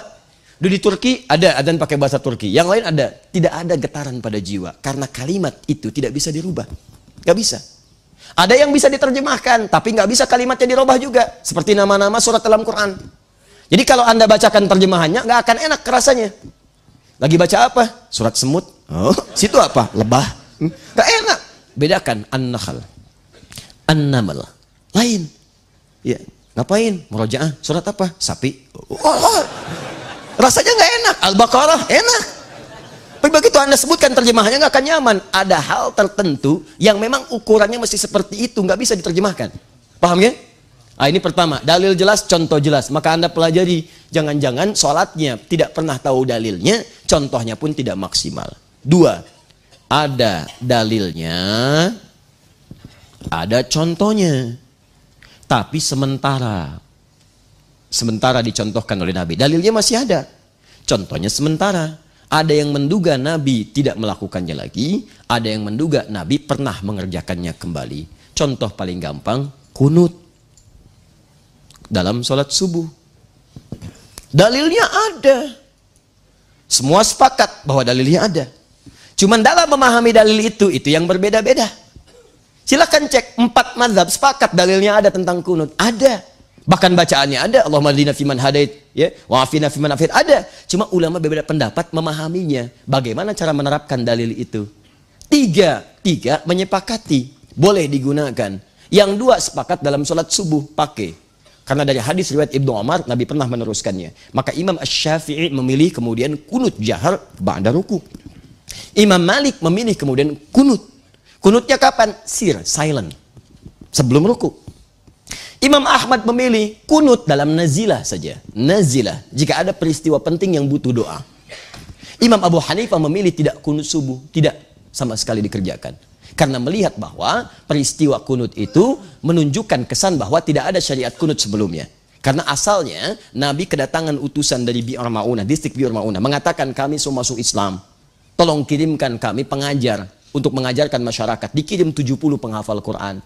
Ternyata pada saat itu, Nabi kemudian setelah itu menunaikan sholat. Banyak riwayat sholatnya apa? Ada yang mengatakan subuh, ada yang mengatakan maghrib. Tiba-tiba datang malaikat menyampaikan, Muhammad, mereka mengelabui engkau.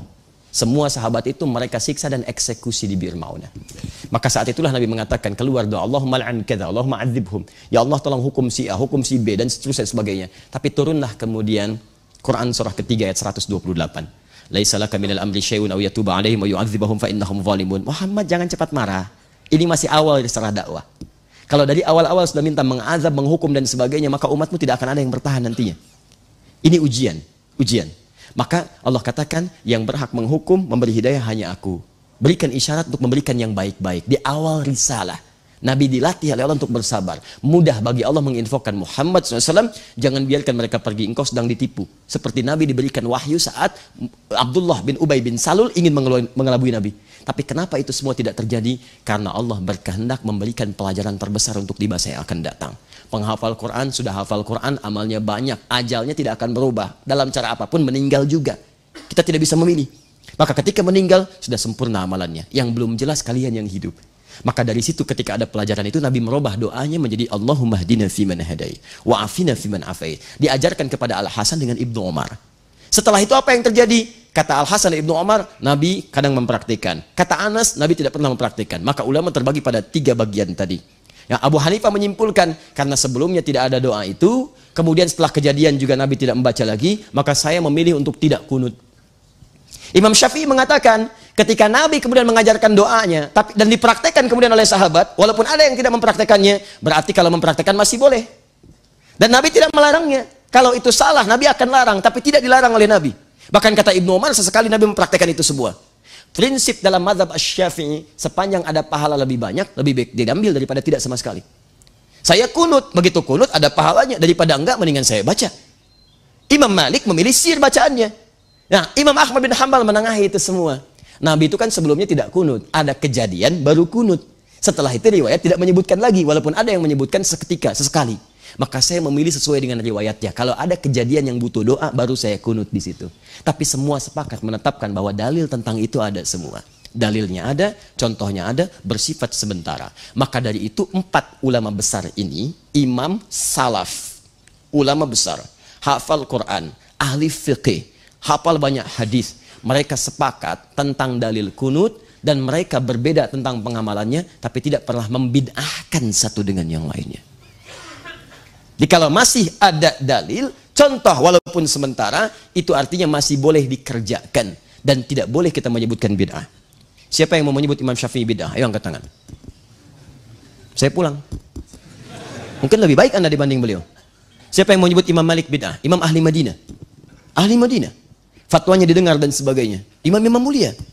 Maka keterlaluan kalau saya katakan, kalau ada orang sekarang mengatakan kunut bid'ah. Ya, bid'ah. Jangan sholat di belakang orang kunut. Terus bagaimana kalau saya sudah ada di masjid, imamnya kunut? Kamu jangan jawab, diam saja. Masya Allah, saya katakan tadi malam, yang seperti itu melanggar banyak hal sekaligus. Melanggar banyak hal. Pertama, tidak konsisten dengan teorinya. Katanya bid'ah itu sesat. Bagaimana bisa sholat di belakang orang sesat? Kok bisa sesat ditoleransi? Oh, yang sesat itu cuma kunut ya, jadi pas saat kunut jangan ikuti.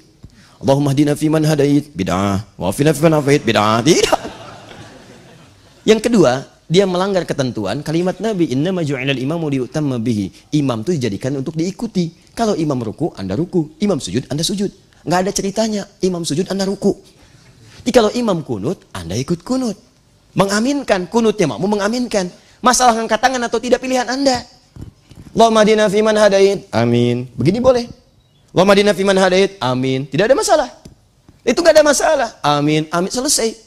Nah, jadi kalau imamnya kunut, Anda ikut mengaminkan. Kalau imam tidak kunut, Anda pun nggak usah kunut. Betul. Imam sudah sujud. Allahumma hadina fiman hadait. Aja udah. Dan yang paling unik kadang-kadang imam sudah salam dia sujud sahwi. Gak usah.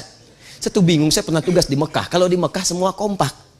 Yang kunut, yang nggak kunut itu tidak pernah menyalahi imam. Tidak pernah kok. Ya begitu Allahu Akbar subuh, sami Allahu liman hamidah, Allahu Akbar sujud, nggak ada. Dan nggak ada istilah yang lain, ormas gak dibawa-bawa dan sebagainya. Bisa ngikut. Kenapa saat pulang ke Indonesia rame lagi? Cek. Nah, 3. Saya agak cepat ya, mohon izin. Kita sampai jam berapa hari ini? Oh, silahkan bebas ya. Yang pasti saya sudah ikat Pak Gubernur di sini. Jadi insya Allah nggak kemana-mana ya. 3. Agak cepat. Ada dalilnya. Dalil ada, tapi tidak ada contoh. Ini yang sering salah paham. Dalil ada, contoh tidak ada. Bid'ah bukan? Yang bilang bid'ah angkat tangan. Allahu a'lam. Baik. Bukan Allahu a'lam, ada ya, ada artinya. Ada artinya. Lihat sini. Karena ini sekarang sering muncul istilah. Kalau tidak ada contoh, itu bid'ah. Nggak ada contoh, itu bid'ah. Padahal banyak dalil yang Nabi belum tentu mencontohkannya.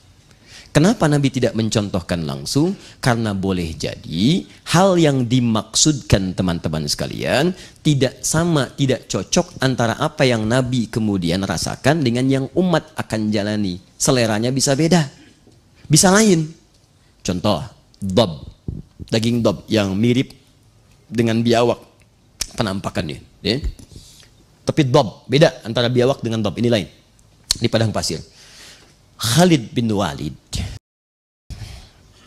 itu tiba-tiba dengan Nabi berjalan dalam satu ekspedisi militer. Kemudian setelah itu beliau menombak dob. Ditombak, dibakar, dihidangkan pada Nabi. Begitu dihidangkan, Nabi tidak makan. Diam aja. Nah, Khalid sangat pintar sekali. Beliau ingin memastikan hukum ini. Apakah ini memang dilarang atau tidak? Maka beliau ngambil dimakan, ternyata Nabi diamkan. Nah, dalam hukum usul fiqih ada yang disebut dengan takrir. Takrir itu ketetapan Nabi pada sesuatu yang tidak beliau melarang, tidak juga mengiyakan. Ini menandakan itu boleh dilakukan. Sebab kalau dilarang, itu seketika Nabi akan katakan jangan makan, itu haram. Tapi ketika Nabi diamkan makan di hadapan Nabi, dibenarkan oleh Nabi, sekalipun Nabi tidak makan untuk mencontohkannya. Kata para ulama hadis, kalau itu memang boleh, kenapa Nabi nggak makan? Persoalannya Nabi nggak selera makan dob. Kalau ada kambing, kenapa makan dob? Kalau ada ayam, kenapa makan dob? Terus kenapa Khalid makan? Persoalannya Khalid itu jenderal perang. Lebih banyak di lapangan dibandingkan dengan di tempat-tempat masyarakat. Kalau suasana perang, itu jarang menemukan kambing guling. Kambing guling, kambing bakar, kambing terlentang, nggak ada. Repot menemukannya. Kalau tidak tahu mana yang mau dimakan, mana yang tidak, bisa kelaparan. Dan ini nanti petunjuk bisa digunakan oleh pasukan-pasukan kita di masa yang akan datang. Tentara Muslim, pasukan khas kita. Misalnya ada Kopassus, ada Paskas, ada Denjakannya, macam-macam keluar. Gerilya, perang gerilya. Dan kalau tidak tahu hukum seperti itu, bingung nanti. Mau makan, takut haram. Mau makan, takut haram. Kata musuhnya, gak usah ditembak, ntar mati sendiri, lapar. Repot. Nah, jadi tidak setiap yang tidak dicontohkan itu bid'ah, tidak. Kalau ada dalil itu masih boleh, masih boleh. Yang keempat, contoh sudah tidak ada, dalilnya samar, dalilnya samar.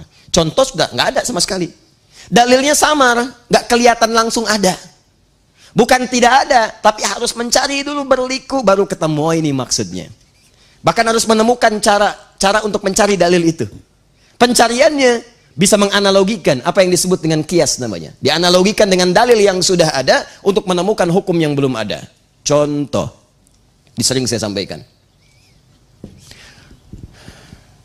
Kang Emil, zakat pakai apa? Zakat pakai apa? Kalau zakat, kalau misalnya zakat fitri kemarin Ramadan pakai apa? Pakai uang dan beras. Pakai beras ya, kayak uang. Baik. Pernah Nabi zakat pakai beras? bid'ah.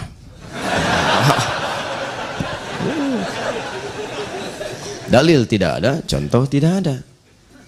Gimana solusinya itu? Dulu nggak pernah ditemukan. Kalau nggak percaya silakan cari di kitab hadis. Hadis paling palsu pun cari silakan. Anda sampai kiamat kurang 2 hari nggak akan pernah menemukan ada nabi zakat pakai beras, mustahil. Nabi itu cuma 2, kalau tidak pakai kurma, gandum. Sekarang pertanyaannya, kalau saya zakat pakai beras, bid'ah atau tidak? Dalil tidak ada, contohnya juga tak ada. Ini kan? Terus kumaha? Lihat kan? Kayak Persib bingung, eleh deui. Kayaknya kumaha tuh? Aduh. Persib boga aing tapi eleh gitu. Sudahlah, balik lagi ke sini. Lihat sini. Sudah. Maka ini gimana tidak solutif?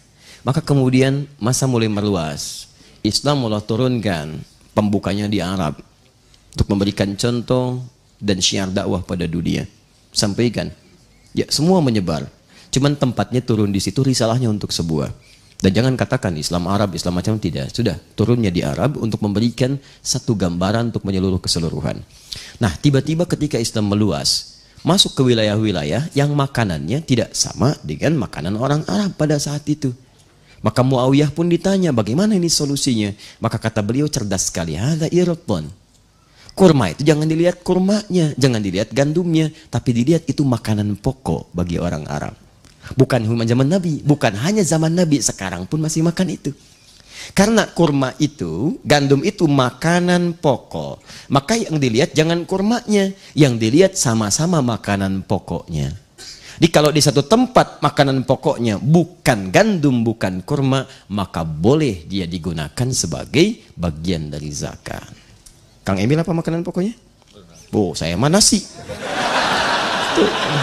Ya. Nasi.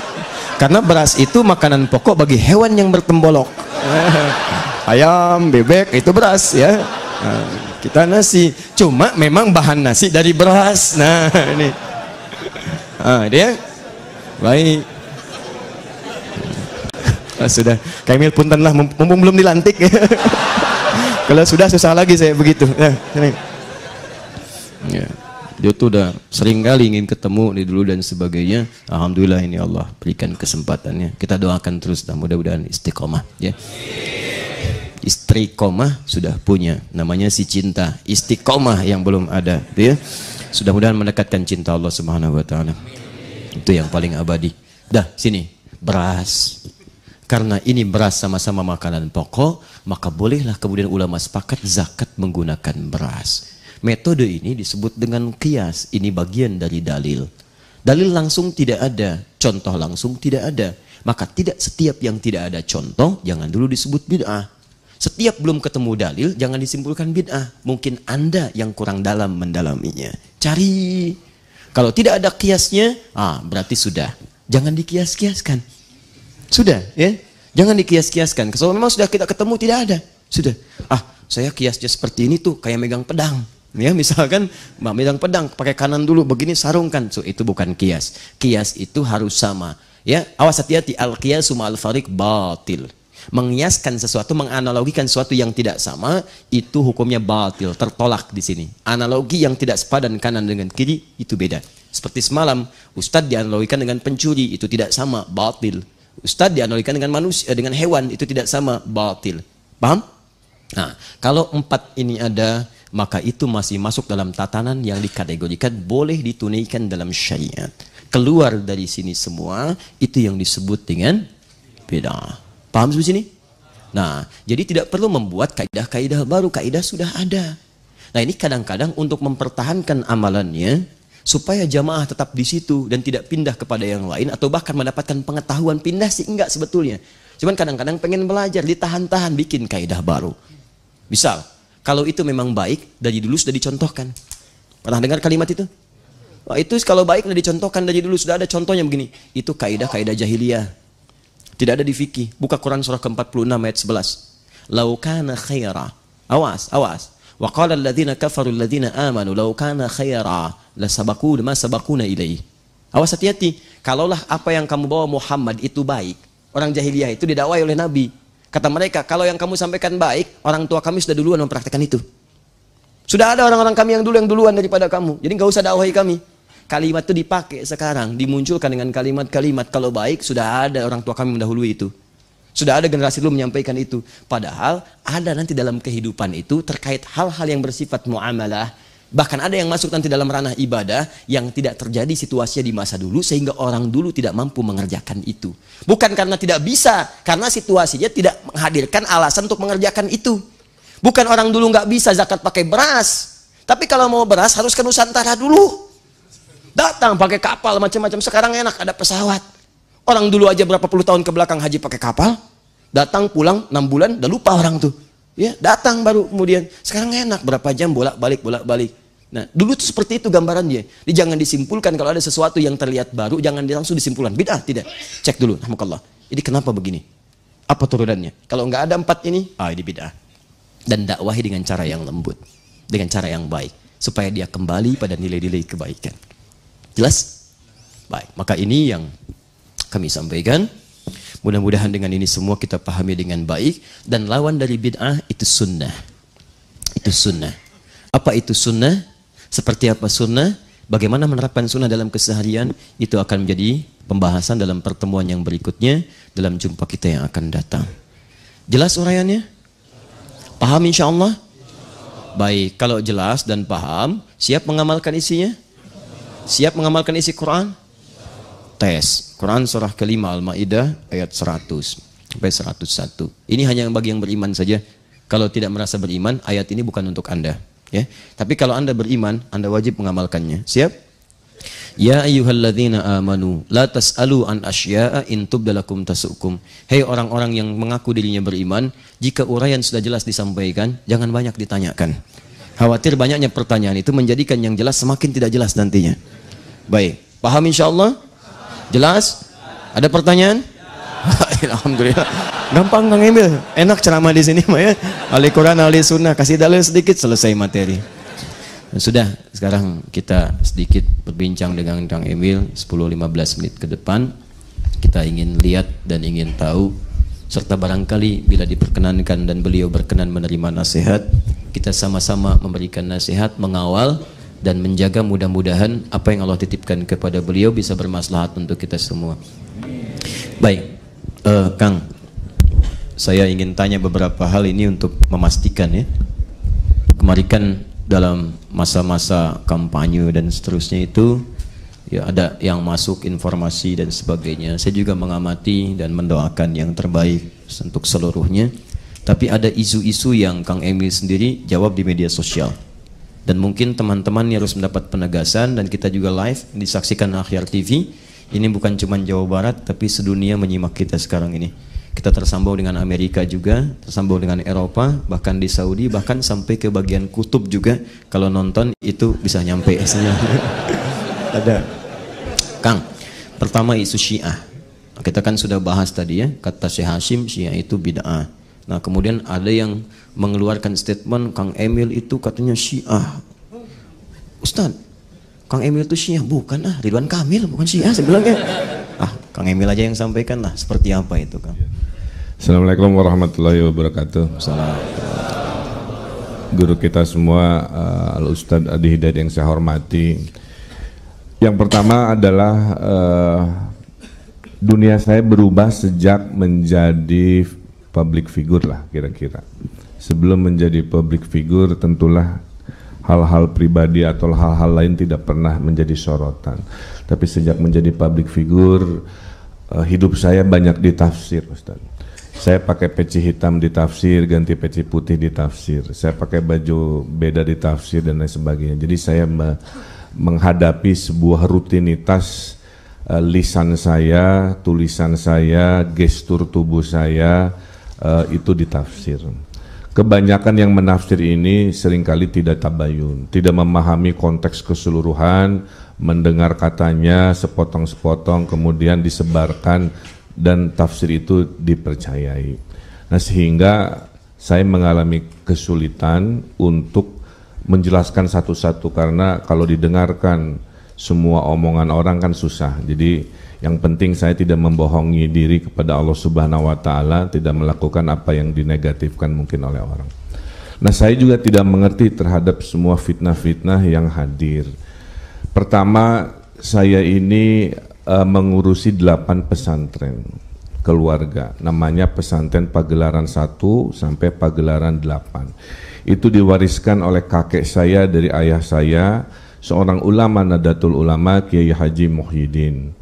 Beliau adalah Panglima Hizbullah juga pada zamannya, yang membela NKRI sampai dipenjara oleh Belanda. Kakek saya di Sukamiskin 2 kali, wak saya syahid gugur membela Indonesia di ujung Berung bersama santri-santri Nahdlatul Ulama.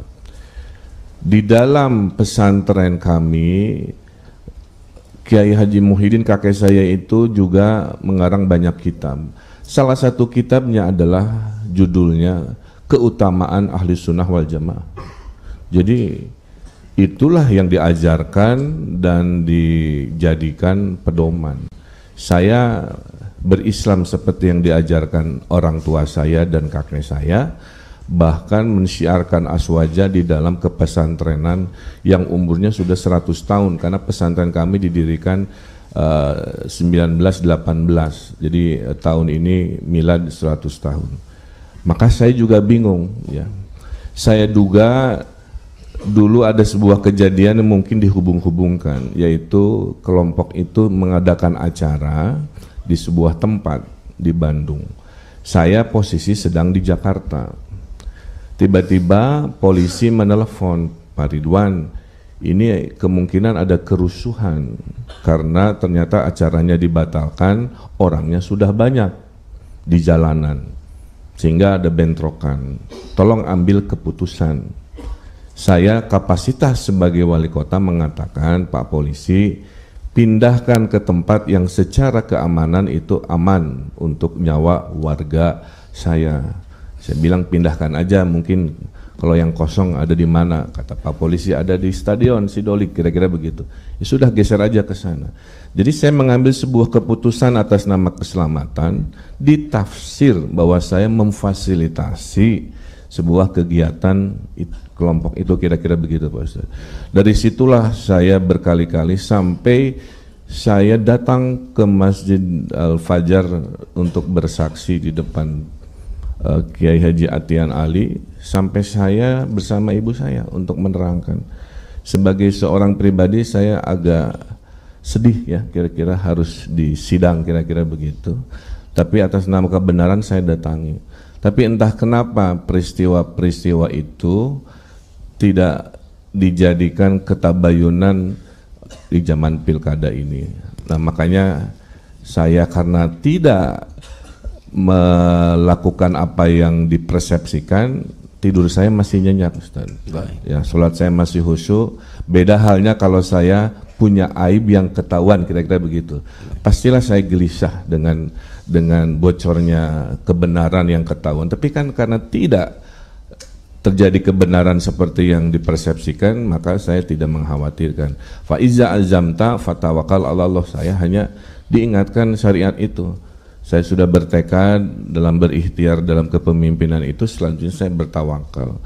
Nah, masalah orang percaya tidak percaya, hanya Allah yang bisa membelak-balikan hati manusia. Saya sudah menyampaikan apa adanya, masih tidak dipercaya juga, ya mau bagaimana lagi, kira-kira begitu. Ya. Jadi clear ya teman-teman sekalian. Jadi aspek yang dialihkan itu bukan karena memfasilitasi ibadah, karena ada pertimbangan yang lebih besar dikhawatirkan terjadinya benturan-benturan bahkan yang bisa menghilangkan nyawa. Kaidah fikih dalam hal itu di usul fikih, ad-daruratu tubihul mahdharat. Sesuatu yang menghadirkan darurat yang lebih besar itu nanti bisa mengalihkan hukum, bahkan status dalam yang lain. Saya kiaskan contoh, bahkan hukum haram dalam darurat keadaan tertentu itu bisa berubah halal dalam keadaan tertentu. Dan ini beda sekali kiasnya karena terkait dengan nyawa. Misal hewan yang paling haram apa namanya? Babi. Nah, kemudian tiba-tiba Kang Emil misalnya sedang tugas nih ke Cina, ke pedalaman jauh, tidak ada ayam, nggak ada kambing, yang ada babi. Kalau misalnya tidak makan pada saat itu bisa meninggal, taruhannya nyawa. Nah, pada saat itulah kemudian babi yang tadinya halal, yang tadinya haram itu bisa berubah jadi status, jadi halal untuk menghilangkan lapar, bukan untuk dinikmati. Nah, jadi boleh nggak makan babi pada saat itu, Kang Emil? Tidak, karena babi itu besar. Yang boleh makan daging babi, ya. Jadi sembelih dulu. Pokoknya gimana Ustadz lah. Bakar makan. Babi itu besar ya, susah gitu. Nah, jadi itu statusnya darurat. Jadi yang haram saja bisa jadi halal karena taruhannya nyawa di situ. Itu gambaran. Tapi kalau itu bukan dinikmati, dimakan enak juga, tidak. Itu buang, selesai. Begitu selesai keluar dari situ ditemukan ayam, kambing, maka sudah tidak boleh lagi makan babi. Tidak boleh. Yang boleh makan? Wah, Nah, satu lagi ayam, saya tambahi satu hal tafsir ya. Saya ini sejak disumpah menjadi pemimpin, Ustaz, saya ini harus berlaku adil, imamun adilun. Saya percaya itu, dan itu tidak mudah menjadi pemimpin yang adil. Contoh, kalau kita bulan November, saya selalu di demo buruh untuk upah naik. Saya hitung dengan profesor-profesor dari Unpad berapa nilainya. Saya putuskan dalam tanda tangan dan keputusan. Tetap aja menurut buruh itu tidak besar, menurut pengusaha terlalu mahal. Di demo juga kan.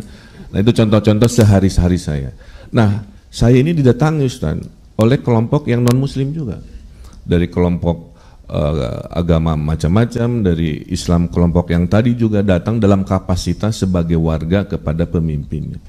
Nah, saya ditafsir juga gara-gara menerima silaturahmi dari kelompok-kelompok itu, oh maka berarti Pak Ridwan berada di kelompok itu. Nah, tafsir ini dipakai lagi dalam tafsir politik terhadap saya. Maka saya terangkan, mau siapapun, agamanya apapun, latar belakangnya apapun, karena urusannya keumatan, maka kewajiban saya adalah menerima, mendengarkan, memberikan solusi. Bahwa saya ditafsir karena menerima berarti berdekat-dekatan katanya, karena dengan kelompok itu maka Anda bagian dari itu. Nah, itulah yang sekarang mungkin coba dinegatifkan kepada pemimpin seperti saya. Baik, jadi yang pertama tadi clear ya, karena bukan urusan pro atau yang lainnya, tapi karena aspek yang lebih besar. Yang kedua, sebetulnya Kang Emil itu normal, standar. Karena jangankan Kang Emil, Nabi saja dicela, Rasul difitnah, Allah dicela oleh orang kafir, Allah dicela, malaikat dicela, Rasul dicela, Nabi dicela. Kang Emil sama dengan saya, bukan Allah, bukan malaikat, bukan Rasul, bukan Nabi, gak mau dicela, repot. Karena hidup kita ketika kita jalani mustahil menyenangkan semua orang. Kata Luqman al-Hakim, kalau kita sudah berjalan di jalan Allah, kemudian kita istiqomah di jalannya, maka nanti ada banyak hal yang membuat kita bergeser dari apa yang telah kita tetapkan. Tidak harus keputusan menyenangkan semua orang, tapi maslahatlah yang pastikan menjangkau ke seluruh bagian. Itu yang diterangkan di Quran surah kelima Al-Maidah di ayat 3 dan ayat 9. Wala yajrimannakum syana'anu qaumin 'ala alla ta'dilu i'dilu huwa aqrabu littaqwa. Ciri orang takwa itu adil, dan adil itu menjangkau semua kalangan. Ada adil dalam pemerintahan, Umar adil. Ya, rakyatnya Umar bukan muslim saja, ada non muslim. Maka dalam aspek pemerintahan, administrasi misalnya, itu harus adil, jangan beda-bedakan.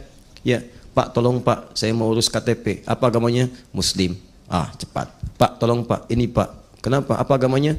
Saya non muslim Pak. Ah, nanti minggu depan aja ya. Nggak boleh. Haram hukumnya, bahkan dosa Anda. Bahkan dosa dalam urusan-urusan Kang Emil berdosa kalau kemudian membedakan non muslim dalam urusan pemerintahan pada hak yang mereka harus dapatkan. Tapi dalam urusan ibadah itu yang kita pegang dengan baik. Kang Emil nomor 3 barangkali ya. Ini kita banyak diuji di Indonesia ini dengan bencana-bencana alam. Ada yang alami, ada yang dialam-alamkan. Yang alami seperti longsor, dia, gempa, ya, kemudian banjir, tsunami, ya. Kalau disingkat LGBT, kan, longsor, gempa, banjir, tsunami. Nah, itu yang alami. Ada yang juga dialam-alamkan.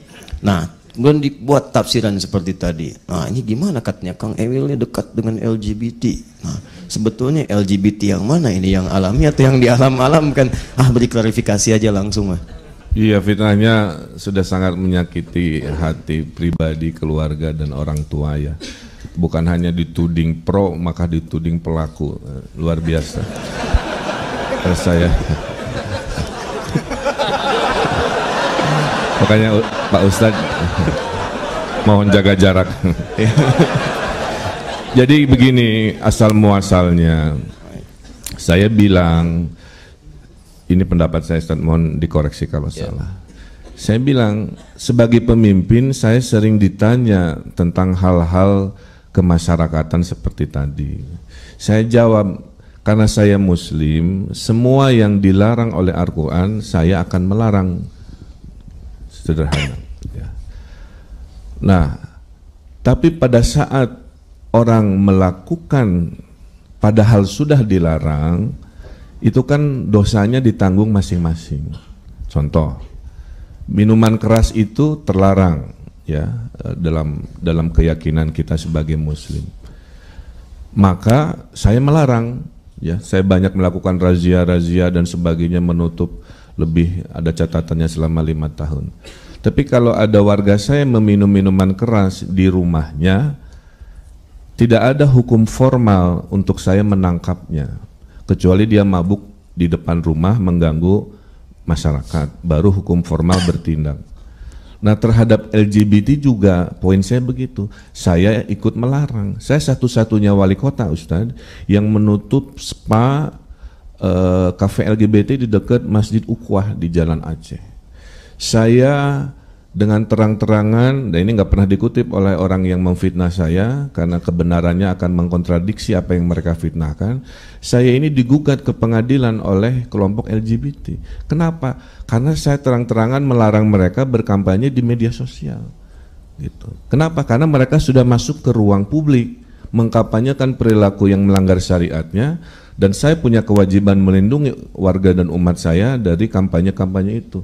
Saya sampaikan ketegasan saya secara publik.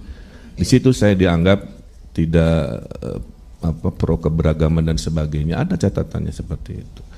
Nah, kalimat bahwa kalau sudah tahu itu dosa, kalau sudah itu dilarang oleh agama, masih juga melakukan, kan begitu, maka itu ditanggung oleh sendiri-sendiri, silahkan saja, kira-kira begitu. Jadi bukan saya sebut bahwa itu dosa ditanggung sendiri-sendiri berarti saya mengizinkan, atau itu kan sudah masuk ke ranah pilihan pribadi dalam melakukan hal tersebut. Nah, ini dipelintir bahwa seolah-olah dengan menggunakan kalimat itu saya membiarkan. Saya tanya begini, pernah nggak mendengar Pak Aher, Gubernur Jawa Barat, menanggapi LGBT? Pan terlarang. Oh, Pak Aher tidak menanggapi, berarti Pak Aher membiarkan, berarti Pak Aher setuju. Nah, logika itu dipakai oleh mereka-mereka yang menyederhanakan logika tadi. Karena kami ini tidak ada hukum formal, Ustaz. Saya di Sumba harus ikut hukum yang ada di tanah air Republik Indonesia. Kalau ada hukumnya harus menangkapi, saya lakukan. Tapi kalau tidak ada hukumnya, maka saya hanya bisa menasehati sebagai pemimpin kepada mereka yang melakukan perilaku-perilaku melanggar syariat tadi, meminum minuman keras, berperilaku seperti itu. Baik. Itu sebenar-benarnya kebenaran. Saya punya istri yang cantik, anak 2, alhamdulillah gitu ya. Baik. Kalau boleh nikah tapi udah nggak boleh, belum ada izin. Alhamdulillah. Nikah lagi. Ibu yang menyaksikan ini, itu kalimat terakhir yang paling jujur mungkin yang pernah disampaikan, dan saya tidak berani menghentikan itu. Baik. Jadi clear ya teman-teman sekalian, apa yang beliau sampaikan sesungguhnya itu saudara-saudari kita sebangsa yang tadi tersebut, itu pun juga perlu kita rangkul untuk didakwahi. Jangan dibiarkan, karena kami sering diskusi juga teman-teman kami yang pakar, ada pakar otak, pakar macam-macam. Sungguhnya ada sesuatu juga dalam dirinya itu yang bisa diluruskan, dan kita doakan, sampaikan, jalankan, dan masya Allah itu tidak sedikit yang kembali. Bahkan kami menerima telepon dari tokoh di Indonesia yang terjangkit dengan salah satu, ditokohkanlah kalangan itu menangis terisak, bertanya bagaimana cara saya jalan untuk kembali. Pasti sepanjang kita manusia, sifat sayang Allah menjadikan kita mendapat peluang untuk berubah jadi baik. Hanya kecongkakan yang kadang-kadang menghambat kita untuk menerima hidayah Allah Subhanahu wa taala. Sejahat-jahatnya Firaun, Allah masih memberi kesempatan untuk kembali sampai dikirimkan 2 nabi. Quran surah ke-20 Anda bisa cek. Dari ayat 43 sampai 44-nya. Idhaba ila fir'auna innahu tagha. Musa dan Harun pergi ke Fir'aun. Anda bayangkan, Fir'aun itu makhluk paling jahat yang diabadikan di Quran. Ngaku Tuhan, ana rabbukumul a'la. Orang sekarang paling banter ngaku nabi, dia ngaku Tuhan. Ya, hobinya bunuh orang. Quran surah kedua ayat 49. Wa idh najjaynakum min ali fir'aun yasumunakum su'al 'adzab yudzabbihuna abna'akum. Bahkan baru lahir itu disembelih di depan ibu yang baru melahirkannya. Hobi. Tapi itu tidak menghalangi kasih sayang Allah untuk memberikan ia hidayah. Dikirimkan 2 orang nabi. Satu makhluk ini, nabinya 2. Kita sampai sekarang nabi 1 nggak pernah kelihatan. Dan hebatnya, begitu 2 nabi ini diperintahkan, kalimat Allah turun di situ. Faqula lahu qawlan layyina la'allahu yatadhakkaru aw yakhsha. Musa dan Harun coba dakwahi dengan kalimat yang lembut. Mungkin dengan kelembutan itu hatinya bisa tersentuh dan mulai takut kepada Allah Subhanahu wa taala. Anda bayangkan, Musa, Harun itu nabi, berdakwah pada manusia paling zalim di muka bumi, masih diperintahkan berkata yang lembut. Saya sering katakan, mohon maaf ya, Anda itu nabi bukan, rasul bukan. Anda tidak sesoleh Musa, tidak sebaik Harun. Anda berdakwah kepada orang yang tidak sejahat Fir'aun. Kenapa Anda mesti kasar? 2 nabi ini saja berdakwah pada Fir'aun, makhluk yang paling zalim, diperintahkan berkata lembut. Anda nabi bukan, rasul bukan, tidak sebaik Musa, tidak sesoleh Harun, berdakwah kepada manusia yang bukan Fir'aun. Kenapa Anda lebih kasar? Sebetulnya Anda siapa? Ya, jadi di sini ada bagian-bagian terpenting, tapi juga Kang Emil ada sesuatu yang menarik. Saya mau tanya dulu, Kang Emil mau masuk surga? Mau. Mau. Pasti itu ya. Tidak ada yang tidak mau masuk surga. Nah, pemimpin yang adil katanya masuk surga duluan. Masya Allah ya. Di situ adil yang adil. Yang pemimpin yang adil. Hadisnya Al-Bukhari. Thalathatun. Ada 3 golongan. La turaddu da'watuhum. Sebelum masuk ke surga ada 3 golongan yang doanya tak mampu ditolak. Mustahil ditolak. Pasti dikabulkan oleh Allah. 3. Siapa yang 3 itu? Kelompok pertama al-imamul adil. Pemimpin yang adil.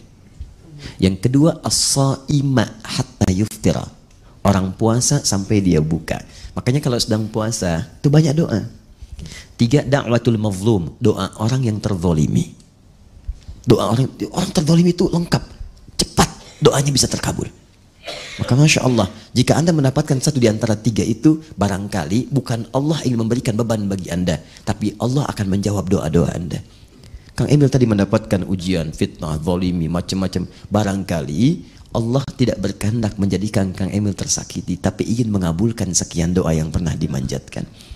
Bukankah saat sendirian di masjid itu, tangan terangkat minta petunjuk dalam pilkada, semua itu kadang ada jawabannya?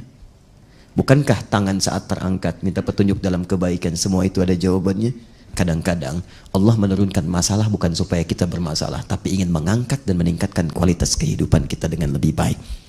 Karena itu teman-teman sekalian, ada satu hal yang sangat indah. Di Quran, surga itu bersanding dengan sabar. Kalimat pertama yang diungkapkan malaikat kepada ahli surga, Quran surah 13 ayat 24, itu sabar.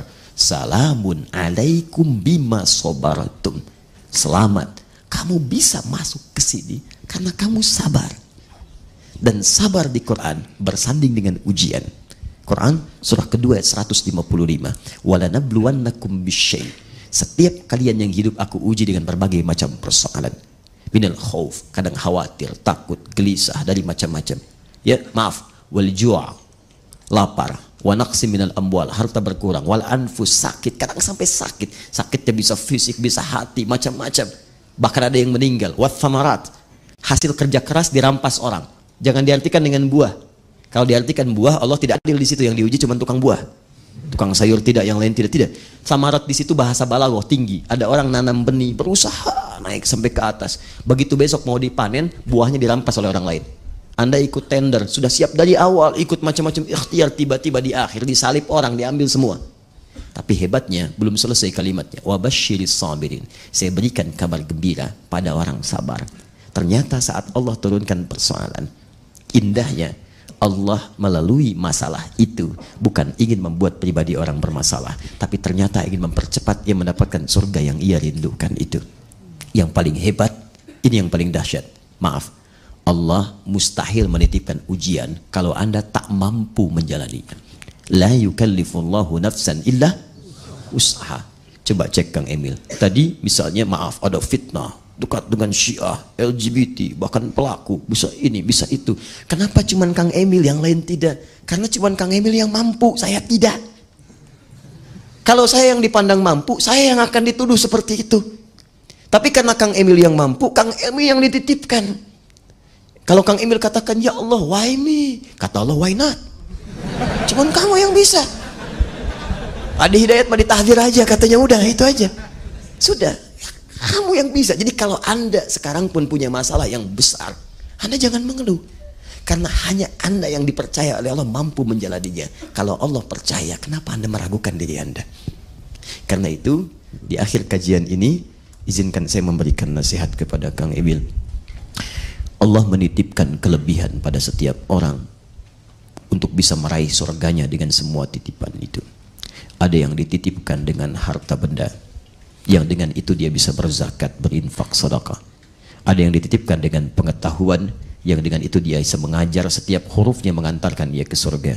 Tapi juga ada yang Allah titipkan kedudukan, supaya ia membuat kebijakan-kebijakan yang mendekatkan hamba dengan Allah Subhanahu wa Ta'ala dan berlaku adil dalam hukum kemasyarakatan.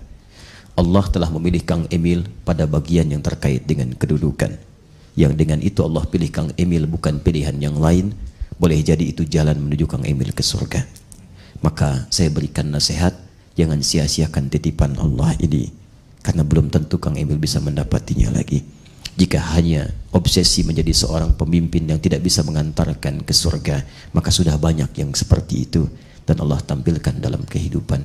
Jadi mohon izin, kalau satu saat setelah dilantik saya barangkali memberikan masukan atau memberikan nasihat, itu karena cinta saya untuk menjaga rel Kang Emil supaya bangga saat kembali di hadapan Allah, menggandeng ibu tercinta, ayah tercinta dengan semangat luar biasa dan dibanggakan di hadapan Allah Subhanahu wa Ta'ala. Itu pilihan, kami hanya mengantarkan, mendoakan dan memberikan masukan, tapi sepenuhnya Kang Emil bisa memilih apakah ingin meniru Daud, Sulaiman dan puncaknya Nabi Muhammad SAW, atau ingin mengikuti kehancuran yang pernah dirasakan Fir'aun, Namrud dan semacamnya. Semoga Allah selalu menjaga Kang Emil, keluarga dan kita semua, dan semoga Allah mengganti semua hal-hal yang buruk dengan segala kebaikan, dan semoga Allah memberikan pahala atas setiap hal-hal buruk yang pernah kita rasakan. Dan dengan itu semoga Allah dengan semua air mata yang telah kita keluarkan menghilangkan semua itu, sehingga senyuman yang terakhir bisa kita raih. Ini adalah hasil kajian kita pada hari ini, dan dengan itu kita sepakat semua yang bid'ah kita tinggalkan, semua yang nyata sunnah kita ikuti, dan dengan itu semoga kita berjumpa dengan Nabi Muhammad SAW saat kita kembali kepadanya. Ini barangkali Kang Emil ada kata-kata terakhir yang mau disampaikan? Iya, terima kasih. Tentunya kalau tidak ada halangan Ustaz, saya dilantik bulan September pertengahan.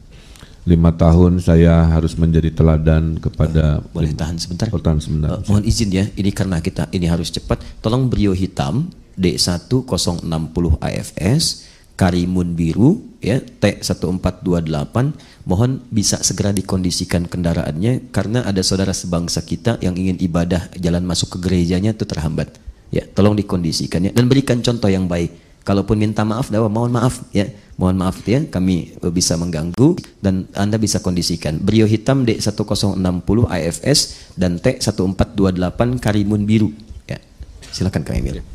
Jadi setelah September saya akan memimpin selama 5 tahun Ustaz. Tentunya saya harus menjadi teladan, karena dakwah yang terbaik katanya dengan akhlak dan keteladanan, tentunya dengan syariat. Selalu insya Allah saya gunakan ilmunya para ulama untuk menghadirkan adilnya para pemimpin dan dermawannya orang-orang kaya, dan doa-doa duafa yang dijabah Allah. Dan saya bertekad menjadikan Jawa Barat itu baldatun thayyibatun wa rabbun ghafur, sebagai pemimpin yang muslim di luar kewajiban negara. Saya pasti akan membela agama saya dengan kekuasaan. Saya akan melanjutkan maghrib mengaji yang sudah berhasil di kota Bandung se-Jawa Barat. akan istiqomah insyaallah untuk mensubuh berjamaahkan para pemuda, menaikkan zakat 5 kali lipat dan menolong orang-orang dengan pertolongan via masjid. Itu adalah contoh-contoh hal yang saya lakukan di Bandung. Saya akan lakukan di Jawa Barat, walaupun secara aturan negara urusan akidah ini bukan tupoksi atau istilahnya tugas saya. Tapi karena nasihat ibu saya mengatakan bahwa Emil, suatu hari kamu akan dihisab sebagai pemimpin dan tidak akan ditanya berapa taman, berapa jalan, berapa jembatan, tapi lebih akan ditanya apakah dalam kekuasaanmu, rakyatmu dalam ridho Allah atau jauh dari ridho Allah. Maka itulah insya Allah apa yang akan saya niatkan. Wa khalaqtul jinna insan illa liya'budu, itulah niat saya beribadah melalui kekuasaan untuk manfa'hum linas, menjadi manusia bermanfaat melalui kekuasaan itu. Baik, jazakumullah khair. Dan kata-kata Kang Emil tadi itu dipersaksikan karena disampaikan di masjid di rumah Allah Subhanahu wa taala dan juga direkam via Akhir TV. Mohon izin satu saat kalau ada bergeser kami akan putar kembali rekamannya dan kami akan kirimkan untuk menyampaikan bahwa itu pernah disampaikan. Baik.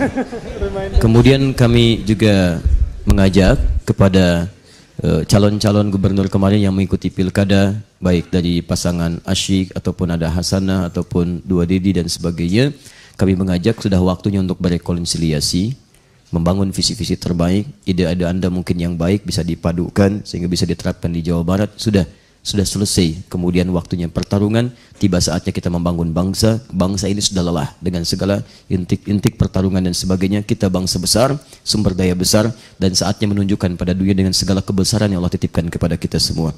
Teman-teman, itu yang bisa disampaikan. Terima kasih atas perhatiannya hari ini. Besok kalau antum ada waktunya silahkan, ada penganugerahan gelar honoris causa untuk Dubes Saudi di Universitas Pendidikan Indonesia.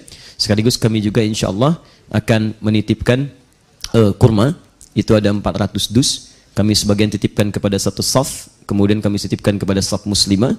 Juga mohon izin ya majlis-majlis taklim di wilayah Kota Bandung dan sekitarannya. Dan kalau Kang Emil juga berkenan, nanti kami titipkan supaya nanti bisa dibawa dalam taklim-taklim sholat subuh atau mungkin mengunjungi panti-panti yang sekitaran di Jawa Barat. Jazakumullah, Kang Emil terima kasih. Semoga Allah jaga. Jazakumullah khair. Tip salam untuk ibu, salam taklim, salam hormat. Dan teman-teman, terima kasih semuanya. Subhanakallahumma bihamdika asyhadu an la ilaha illa anta astaghfiruka wa atubu ilaik. Wa akhiru da'wana alhamdulillahi rabbil alamin. Al'afu minkum. Assalamualaikum warahmatullahi wabarakatuh.